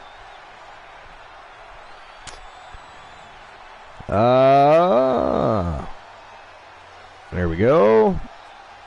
Gauntlet matches would be awesome. Again, the winner of the match was at 100% bet on Christian Hart, too. Only one person bet 10 Glenola. I don't know what other faction has Glenola, are you still here lurking? It was you, wasn't it? That bet 10 Archerverse bucks. 069, the number to win a YTD Come on, I know it's you. That or it was, I guess it could have been Joe Link, but I think it was Glenola. I think Glenola, yes, Glenola is lurking, therefore it was definitely him. Don't you try to hide from us, Glenola, how dare you? We know you're here. We know you are here, and we know you are giggling because the Iceman lost that match. How dare you, by the way. It was Glenola, I know it was. I don't even have to look to know. $10. Everybody else bets at least 100. He's cheap. He is stingy as Scrooge McDuck. Joe Link says, I bet on her. Oh, I would have bet on her, too. I would have lost my wallet on that one. Would have lost my wallet on that one. All right, here we go. On to the championship final. Good God, can you believe it? The WCW TNT champion from Team YT Shadows, Tony Stone, taking on awesome Ted Cobb. And again, I think after tonight we need to change Tony Stone's name from the real deal Tony Stone to the real deal awesome Tony Stone, because man, oh man, he's put on a clinic tonight. Absolutely sensational. All right, here we go. We're down to the main event of the tournament. I'm going to get the betting line open in just a moment. Sir Jack the Greatest. That's a cool emote. That's like a Zippo lighter. I like that. That's better than just having the word fire like most people do. See, I would like an emote like that, but I don't know how to get those done. And I don't really know anybody that knows how to make. I would like a couple new emotes, especially a couple animated emotes, but I don't know really anybody that can do that for me. And the one person that I do know, and that has made most of my emotes, logos, and other such things for me, because I do a lot with what little resources I have, but there's certain things I need a little bit of help, like removing backgrounds, a few things like that. And of course, Mr. T and Christian Cool have always been my go-tos for that. Christian Cool's been very, very busy. Plus, he's been amping up the streaming on his channel, pulling in viewers, playing Bloodborne. He's been doing fantastic over there. So I just don't have anybody to help me with emotes right now. You can look on. Yeah, I know. I don't want to buy them. I would just rather have somebody. I mean, I've never paid for anything like that. I've always had somebody help me. I'm not going to start buying it now. I don't want to pay for emotes. It seems weird. Gotcha. Even if I pay somebody for an emote, sure. I'd shoot somebody a few bucks for an emote or something. Just for the simple fact that they sat and took the time to make it. But I'm not going to pay somebody I don't know to do it. Just not my thing. Some can be very inexpensive. Some can be free, like the rest of my emotes, Joe Link. Some can be free. Soul Ember says, I paid for them to make my custom emotes. Yeah, I can see that. But you also have the ability to do things like, I don't have a PC, right? I'm a console streamer. And everything I do is literally done from console and my cell phone as a go-between and dashboard and every other thing under the sun. So, all right, so let me get the betting line open here.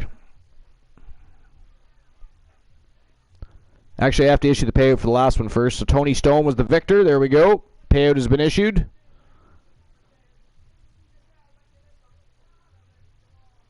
All right, so who walks out?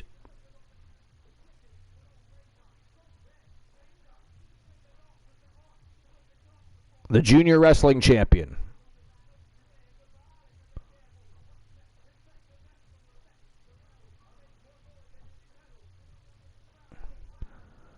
Is it going to be awesome Ted Cobb from Team Crondos BR?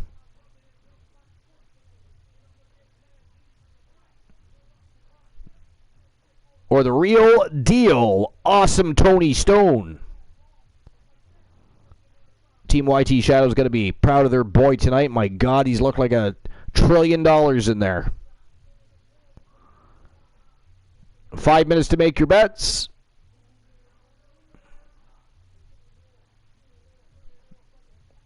And there we go. Betting lines are officially open. All right, here we go, guys. Main event of the tournament. Awesome Ted Cobb. And the real deal, awesome Tony Stone. 1v1 for the Junior Wrestling Championship. What a fantastic Gold Rush tournament this has been. But ladies and gentlemen, it is showtime and go time. Let's let these two go to war. All right, what do you guys think? The numbers were 069 and 169. I believe France, Soul, you got 156. So you're only, you're very close, but I think France was closer. Let me check. Of champions from each respective I'm looking right now. Give me a second. TAV, WCW, or where did it go? I know he played. I saw France play. There it is here. He got a 1-6-1, and it was 1-6-9. So, yeah, France is still in the lead there.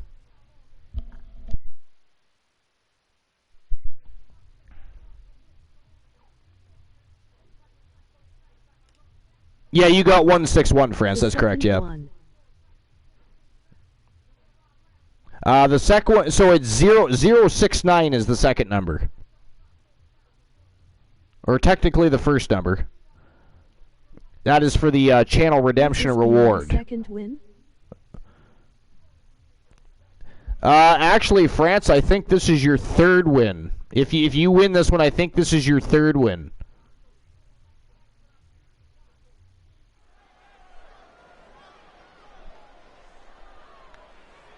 Because you won a channel redemption and you won a YTD title op. And this is actually another YTD title op, should you win this one. The 069 was for the channel reward. The 169 was for the YTD Academy title op. Yeah, third, yeah. Well, the one you cashed in for the Wrestle Wars World Championship, and you won that. Because Frank Miller has been the WCW champion. He's been the Wrestle Wars champion. I'd have to look at the history, but I think he's also won the YTD. I think he's a Triple Crown champion as far as world titles go. I will look into that, though, because actually I think he might have been the first person to do that. Into this match, we're likely to see a new champ crowned here tonight. This title match already trending on social media. The challenger knows he has a good chance of becoming champion tonight. I mean, if he's not the first person, dude, he's amongst a very short list of guests.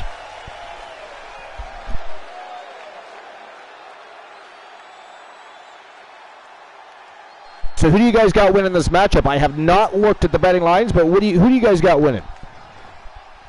Sound off in the chat. Is it going to be The Real Deal, Awesome Tony Stone, or is it going to be Awesome Ted Cobb from Team Chronos BR?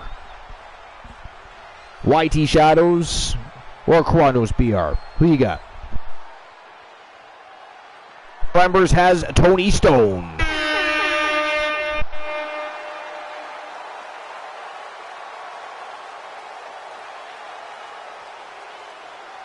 Stone will probably win by I voted on Cobb. Joe Link says Stone will probably win. I voted on Cobb. Nice. This is it, guys. The title is up for grabs here. And this might be the most highly anticipated title defense in recent memory. He will win. I mean, can Tony Stone continue his streak of awesomeness tonight? That's the real question here, isn't it?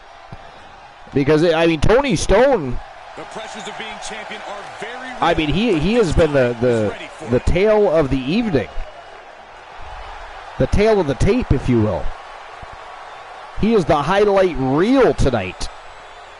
But can Ted Cobb put an end to it? Can he take a now very fatigued, but likely running on a very, a very big high of confidence right now, considering what he just went through in that tournament and who he went through, for that matter. I mean, he beat the Iceman Christian Hart. He beat the Iceman Christian Hart. Pensacola, Florida, weighing in at 266 pounds, the real deal, Tony Stone. The Real Deal, awesome Tony Stone. We need to get that information out. Get it trending. From Sandy, Utah, weighing in at 186 pounds. He should be called the Icon Tony Stone. I don't know at this point.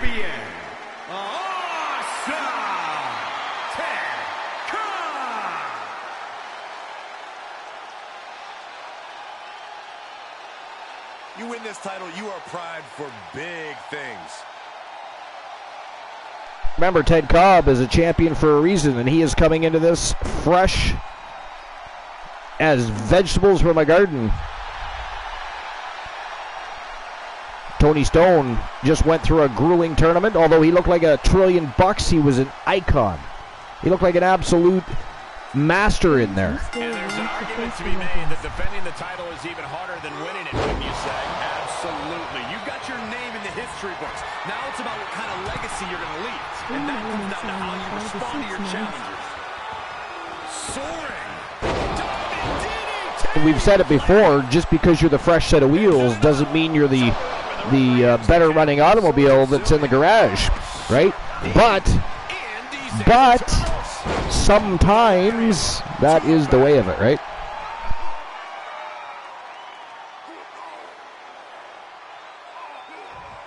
Crank in the head. DC says, Stream Elements, I like all the 69s. Stomping away. It is the best number on the I have planet. to say, there is some validity to losing the first fall via disqualification here. Sure, you're down 1-0, but if you really pummel your opponent with a chair early on, they're going to be feeling that for the rest of the match, making it much easier for you to get the next 2 falls. What a role model you are, Corey. Man, he is feeding those knees to that midsection. And look at this. Man, Ted Cobb. Oh! And look at this, he's going upstairs. Air Cobb. Big diving elbow right across the throat.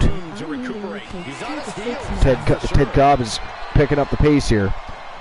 Looking to retain his champion. My question is if he retains his title, is he finally going to cash it in, or is he just going to see how long he can hang on to that thing?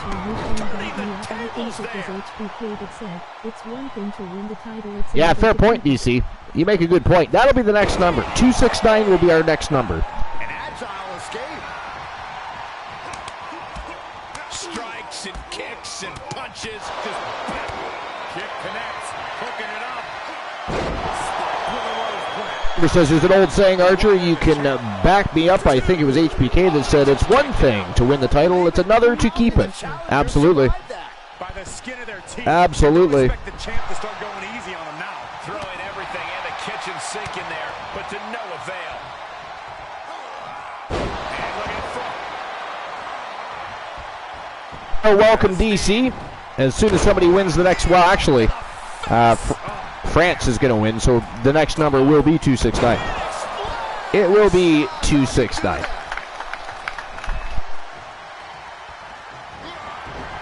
Haymaker connects. First one missed, second one didn't. Effective. And the belt doesn't make a champion, the champion makes the belt. Spike with a rose plant. I think the champ's got it.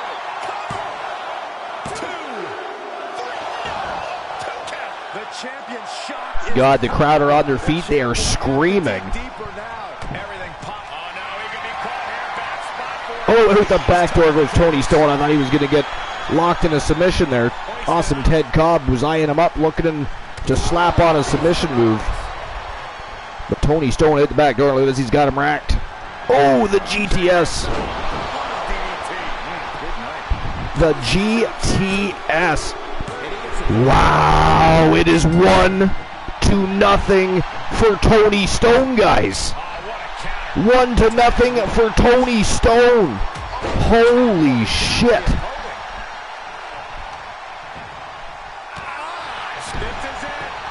Right, Soul Embers, I need you to tell some jokes. I will be right back. I must use the facilities. My bladder is ready to burst. It is only the second time since the beginning of this broadcast that I've had to use the potty. But I do have to use the potty before my bladder has a party in my pants. That cannot happen. That is not the type of party in my pants that I want to happen. Therefore, I shall return in just a moment. Soul Embers? Oh, it is Stone with another GTS. Good God. Wow. Kicked out just in time. The champion hanging in there. But he is being sized up. Inverted DDT. Down goes the champion again. Stone covers him up again. Wow! Holy jumping Jesus. Ladies and gentlemen, the winner of the match and tournament and new Junior Wrestling Champion, and now has the right to challenge any champion on any roster of his choosing. From Team YT Shadows, member of the Doggos and Team Dogface, he is the real deal, awesome Tony Stone, and he is now a double champion. He is the reigning defending WCW TNT champion, and he is now the Junior Wrestling Champion.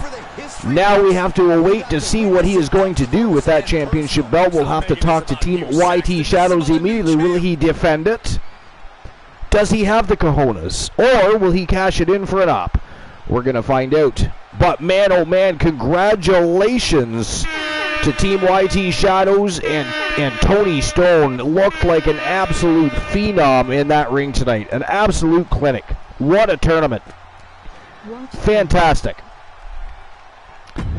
All right, so now we got to get a snapshot for Victory Lane, and of course for our Victor. Just give me a moment. No watch time. All right, just give me a moment here while I take a snapshot for our Victor.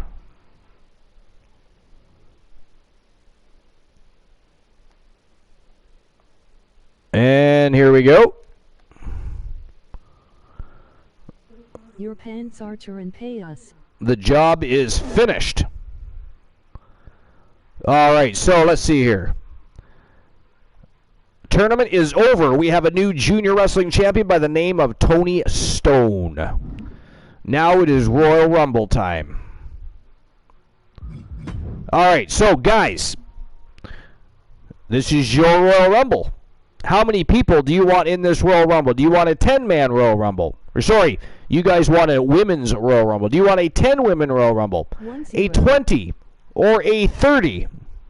France says 10. 2-0. Soul says 20. 2-0. Joe Link says 20. You know what, DC? You pick the number. You know what, DC? You pick the number. France has 10, and we have two 20s. DC, what do you think? 10 or 20? What do you like, Distinct Cone? DC says 10. All right, you said DC picks. DC has picked. It is 10. All right, so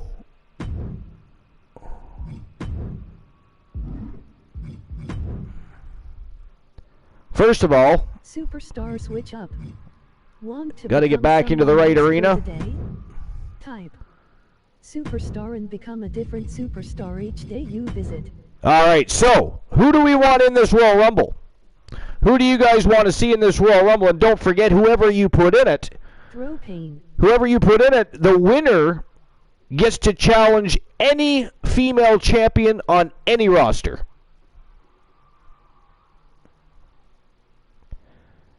Soul Ember says, let's throw Olivia Payne in. All right, Olivia Payne is in. Who else? Nikita. France says Nikita.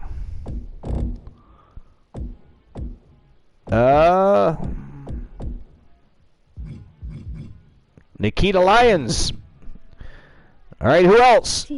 Tia Stevens. DC says. Chance to win a channel redemption of your choices. 069. The number to win a YTD championship match is 1. Skipping the rest.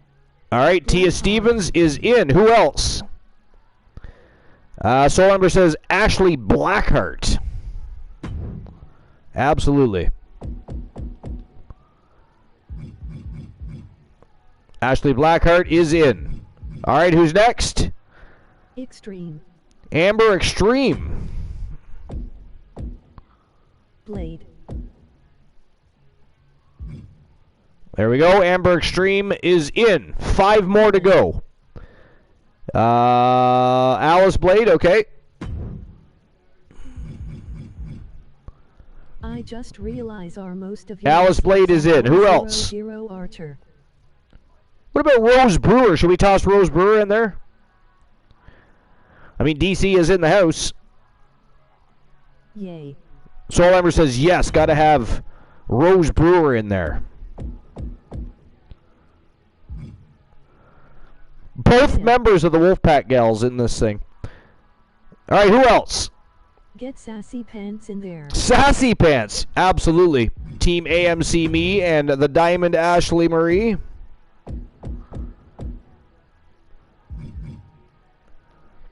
All right, 2 more to go. 2 more to go.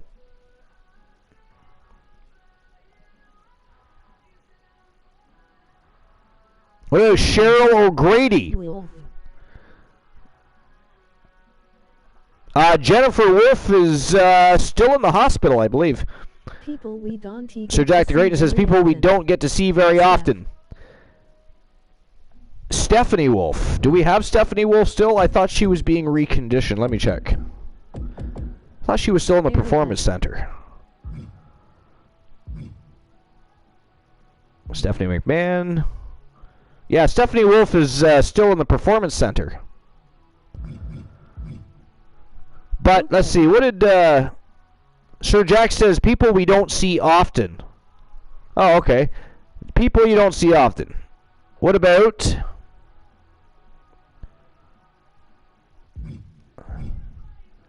people we don't see often?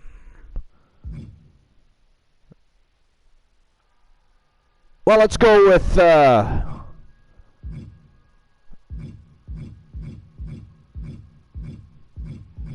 Angelina Love. Cherry.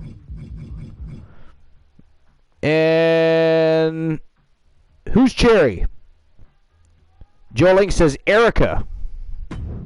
Oh, Claire Lay's right there. We can we can leave Claire Lay in. Anybody opposed to leaving Dogface's character in there? Oh, you meant to say Cheryl. Gotcha. Leave her in. Leave her in? Okay, so there we go. Now again, the winner of this Royal Rumble will get a championship matchup against any woman on any roster of their choosing. Blackheart to 100 like the rest. All right. Here we go.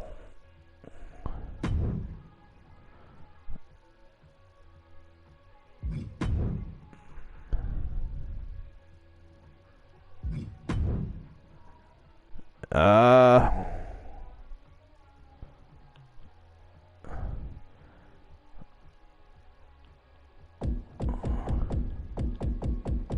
don't know why it does this. It makes you choose somebody like that. It doesn't make any sense when we've already chosen the 10 people that would make. There, let's do that. Hopefully it doesn't put 2 Ashley Blackhearts in, because, I mean, we already chose 10 people. It's a 10 Vixen Royal Rumble, not an 11, but let's see what happens. Hold on. All right, here we go. All Women's Royal Rumble. Let's go. Our go-home happy match of the night. And, guys, I'll be right back because, as you knew, I was just about to head to the Bladder Reliefment Center when I was interrupted by, you know, a pair of people that decided they couldn't wrestle any longer. They couldn't just go a little bit longer and allow me to get to the bathroom and back. So I'll be right back. BRB.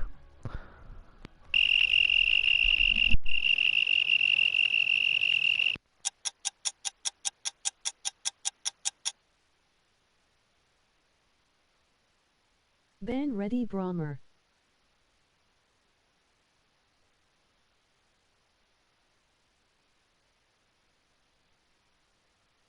Thank you, Saul.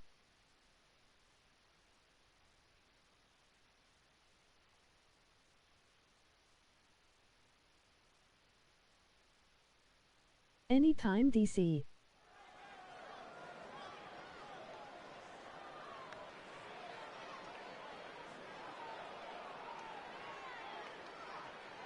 The following contest is the Royal Rumble match. Now, the 2 superstars that drew number 1 and number 2 will start in the ring at the same time. Other superstars will join in the order that they drew. This will continue until all 10 superstars have entered the ring. Eliminations occur when a superstar is thrown over the top rope with both feet landing on the floor. The last superstar in the ring will be declared the Royal Rumble winner and go on to face the champion of their choice at WrestleMania. Simply type TAV, WCW or YTD into the chat.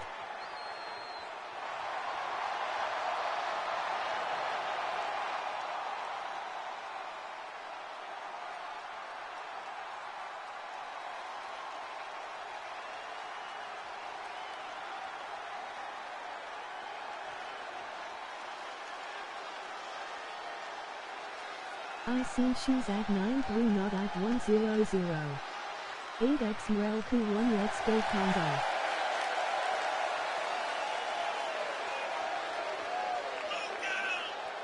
Introducing the participants. First, from Battle Creek, Michigan, the Bombshell, Ashley Blackheart. Confidence has got to be key, because she is well aware that if she wants to go on to main event WrestleMania, she has to go the distance here tonight.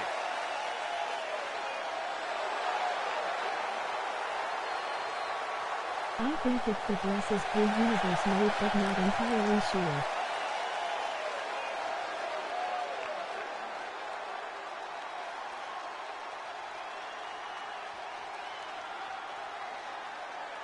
Overall counts in this game.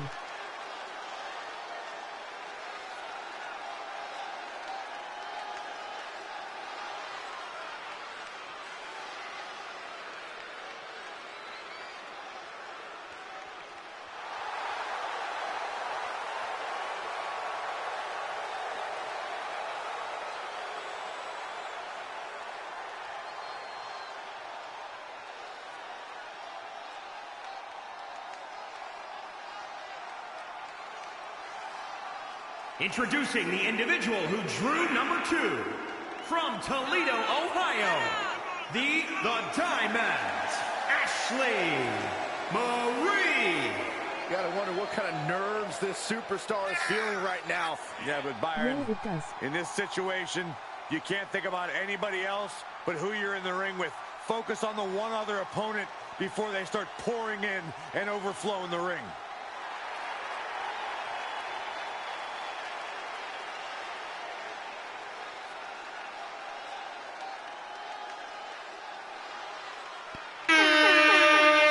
I have returned.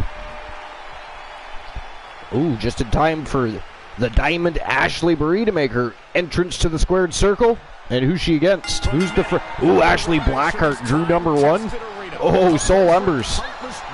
Oh, Ashley Blackheart's got her work cut in for her. Well, I guess both of these crazy vixens do. Nothing like a Royal Rumble match. Able to reverse that one. Thank you, DC. Somebody coming in already. Nice reverse DDT by Ashley Blackheart. A little bit of ground and pound as they await and Ashley Blackheart. We have an imposter. Soul Embers, how dare you cheat? That is disgusting, sir. We should have known better than to let you pick people for this Royal Rumble. Should have known anybody from Team Dogface are a bunch of cheaters. We all know these superstars are extremely skilled. Isn't that lovely? You need a little bit of luck too, right, Corey? Now, the question is, who is the second Ashley Blackheart? That's the real question here.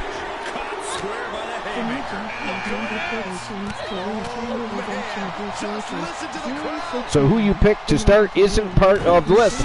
I guess not, but I mean that would make 11, not 10. So it makes no sense to me. Either that or that is an imposter Ashley Blackheart. Perhaps it is actually Jenny Black dressed up as Ashley Blackheart.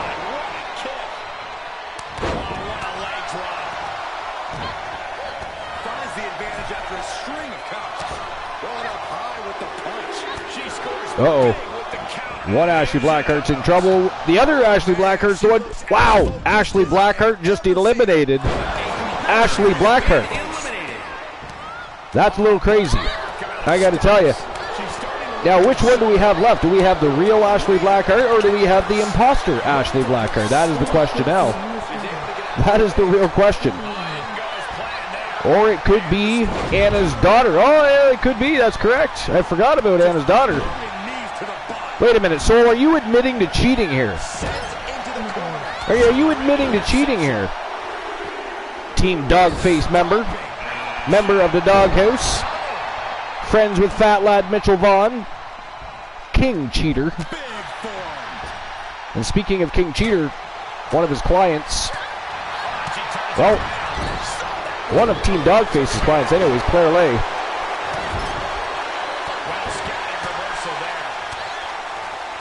Multiple time champion, former women's champion.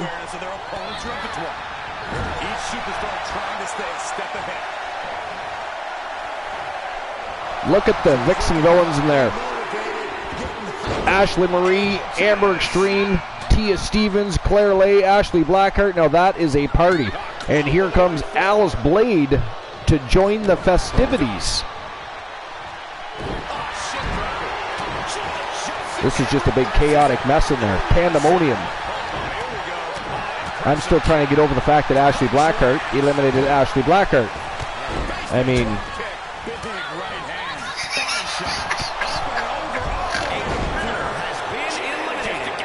ooh.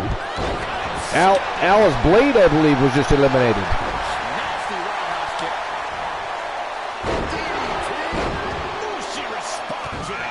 Such chaos. And here comes the Viking, Rose Brewer, the winningest superstar in Archerverse history. How long was who in there? I'm not sure who you're talking about, Joe Link. How long was who in there? Alice Blade? Not very long. She kind of got screwed over.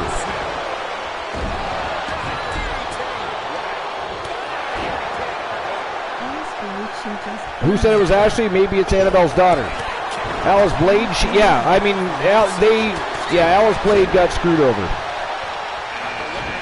Nikita Lyons, number 9, she drew. And by the way, ladies and gentlemen, just for the record, the next person that comes out makes 10, right? Yes? That would mean there would be an 11-person Royal Rumble. Unless nobody else comes out.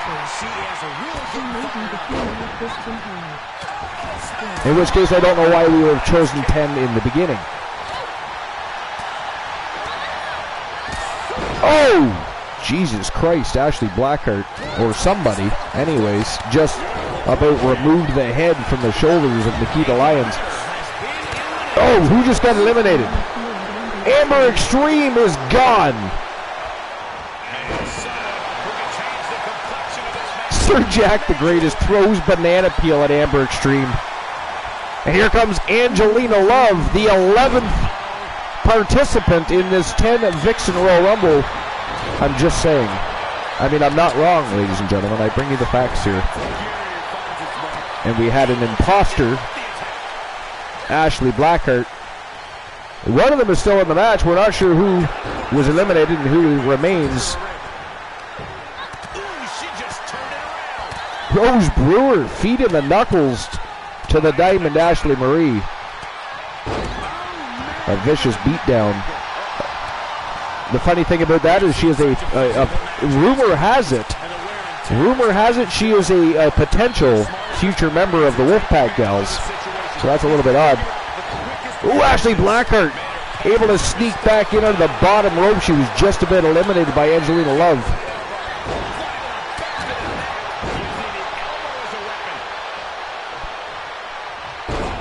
Look at the size of Nikita Lyons. She is a big girl. And look at, she is going after one of the biggest dogs in the yard, the Viking Rose Brewer. Here we go. Clash of the Titans. Big scoop slam by Lyons. Tia Stevens going, no! Oh, the double reversal there. Claire Lay with a small package DDT on Tia Stevens, and she got right back to her feet like nothing happened there. That is crazy.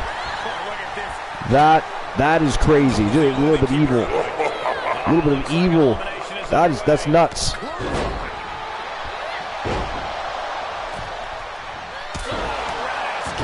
Rose Brewer in trouble here. Tia Stevens looking to eliminate Rose Brewer. The Viking fighting her off, though. Oh, punched her right in the side of the head. Take that, Tia. Claire Lay doing a little showboating on the top rope there. That's a little crazy. Somebody could have ran up behind her and knocked her right over that top turnbuckle, and she'd have been eliminated.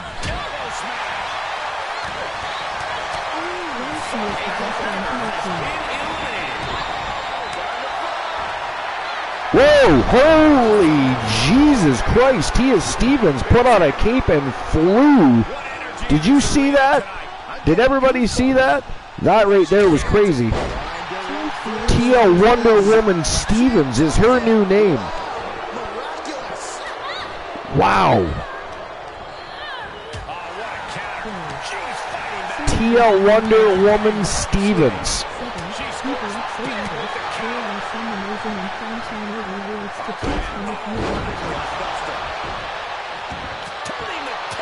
And now Tia Stevens and Claire Lay trying to figure out which one of them are going to eliminate the Viking Rose Brewer here from this match. Not pulling any punches. The Wolfpack gals are going at it like they are enemies. This is fantastic. Look at this. Tia Stevens rolls under the rope for a breather. Rose Brewer going right back after Ashley Marie. Putting that potential fourth member to a test, I guess. Or third member of the Wolfpack gals.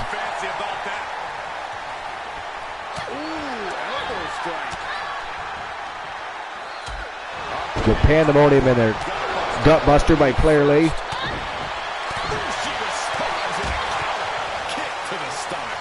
Angelina Love taking it to Tia Stevens here. And then just walks away. Why would you? I mean, you had her right where you wanted her, and then you just walked away and left her there. Oh! Rose Brewer launches Tia Stevens over the top rope. She has been eliminated. Wow. Nice spinning back kick to the midsection by Claire Lay. Angelina Love. Nice snap suplex by Love. Scoop slam by Lyons, and Lyons now going after Angelina Love here. Oh, out the back door goes Love. Claire Lay trying to catch a breather here.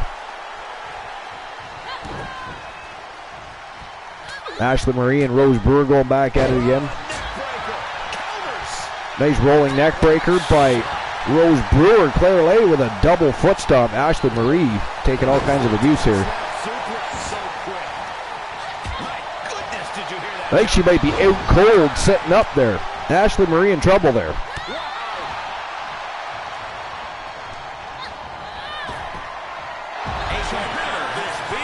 Oh, Angelina Love is gone. The Viking Hammer by Rose Brewer. Claire Lay in trouble. Oh, Jesus, got kicked right in the face. Rose Brewer is a savage. Another kick to the face.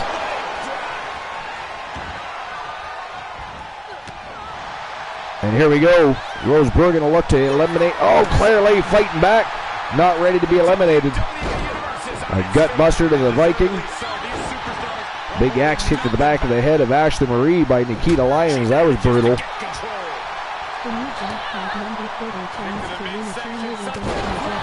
Wow. Claire Lay all over. Oh! She punched her right in the no-no square. Did you see that? That was ghastly. Oh my God. Oh, and she got kicked in the face for it. She got kicked in the face for it. Whoa. I cannot believe she got punched right in the no-no square. Rose Brewer looking to eliminate Nikita Lyons here now. Oh, she drops her throat first on the top rope. Ashley Marie over the top rope, but hangs onto the top rope. Claire Lay still trying to choke her down off that rope. if she can do it. And there goes Ashley Marie, big right hand from behind though. Rose Brewer, huge belly to belly. Wow. Big knee to the midsection. Boot from the bottom. Oh, Jesus, a tornado kick to the back of the head. Claire Lay. Jesus, she's out cold, I think. She is out cold here. Nikita Lyons. Oh! What a block by Rose Brewer. Evades the tornado kick. And a big power slam to Nikita Lyons. Goes right back after Claire Lay, though. Falling power slam. Brewer goes right back after Lyons, but Lyons fires back. Nice reversal by Brewer. Scoops up Lyons again. And again drops her throat first on that top rope.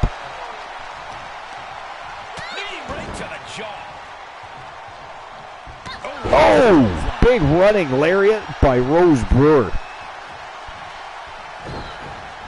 Misses the super kick. Lyons sidesteps. Takes her down. Snaps that hamstring. Big shot to the midsection and another big right hands by Lyons. But look at this. Reversal, big headbutt right to the face by Rose Brewer. Heavy right hand. From behind is Claire Lay, though. That rivalry between Claire Lay and the Viking Rose Brewer goes back many months to WCW before Rose Brewer ended up being traded over to Wrestle Wars. Nikita Lyons, big kick to the midsection, but Rose Brewer firing back at all cylinders. Claire Lay joining in. Now they're both going after Nikita Lyons here.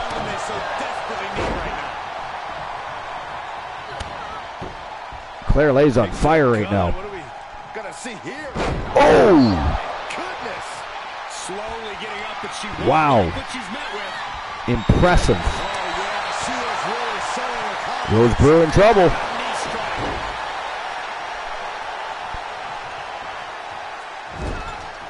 Nikita Lyons eats the turnbuckle, and Claire Lay looking to get rid of Nikita Lyons here now. She's teetering. Lyons in trouble. Ooh, big elbow right to the face. Nikita Lyons saves herself from elimination. Here comes Claire Lay. Oh, big running shot right to the side of the head. Absolutely ruthless. Sequence of reversals there. A humiliating slap. Lee tosses Nikita Lyons to the corner. Oh! Explodes out of the corner with an elbow. Big shot to the midsection, but here comes Rose Brewer. Gives Claire Lay a bit of a breather, but here she comes from behind. Lee doesn't see her. Gut wrench suplex.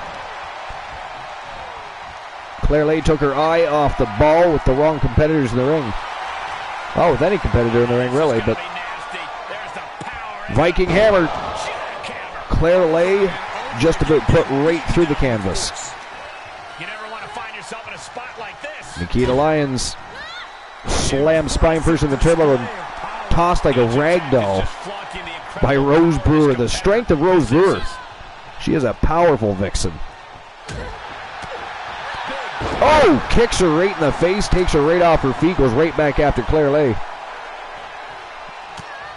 Going for an electric chair drop. Big right hands to the top of the skull by Claire Lay.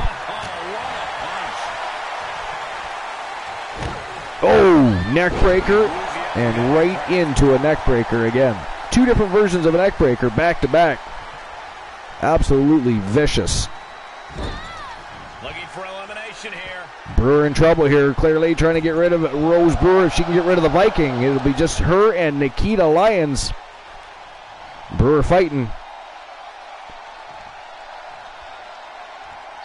No, sir. Big right hand right to the side of the temple, and the Viking able to free herself from elimination. Looking up, what's coming next? Up and over. Wow. That is a very impressive DDT. Oh, that is a tornado kick from hell. Claire Lay out on her feet, I think, here. Yeah, she might be close to being shut down. Lyons drops her throat first on the top rope.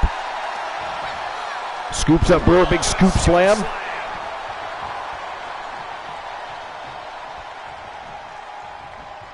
And now she's going to look to get rid of the Viking.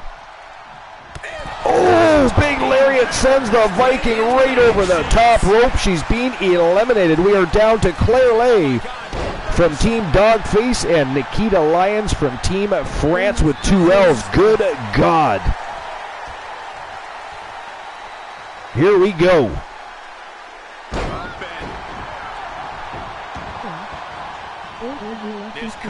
Claire Lay perched on that top turnbuckle. Wow. Oh, she missed. Lyons staggered out of the way at the right moment, and Claire Lay landed with nobody home on her own spine. Oh, shit. Lyons in trouble. Quickly gets back through those ropes. Good thing. That was a bit of a crazy situation right there for Nikita Lyons, wasn't it? Lee looking to get rid of Lyons. Here we go. She has her up. Lyons fighting it off, though. Oh, no! Lyons is gone, ladies and gentlemen. That is it. That is all. The winner of the match and the new #1 contender, well, to whichever women's championship you guys decide on any roster of your choice. That is crazy. From Team Dogface, Claire Lay, the winner of the Rumble. And ladies and gentlemen, that is it. That is all for episode number 427. What a fantastic night. That is 3 fantastic nights in a row. I'm not sure when we'll see each other again. Our final scheduled show of the year was last Sunday. Slammiversary 2 was our biggest and final show of the year. But we will be having another turn. We'll be having an award show as well soon to boot. So make sure you stay tuned and see what's going on here at the Archiverse. You never do know when we're going to pop up between now and the new year when our regular scheduled programming resumes. But ladies and gents, that is it. That is all. Appreciate you all. You guys are all fucking awesome. Love you all. We're going to go visit and invade the Coolverse and see what Christian Cool's up to. I'm sure he's probably over there right now cursing some game. Let's see what he's up to. You don't have to go home, but you really can't stay here, please. Except for DC. Get the fuck out. Goodbye.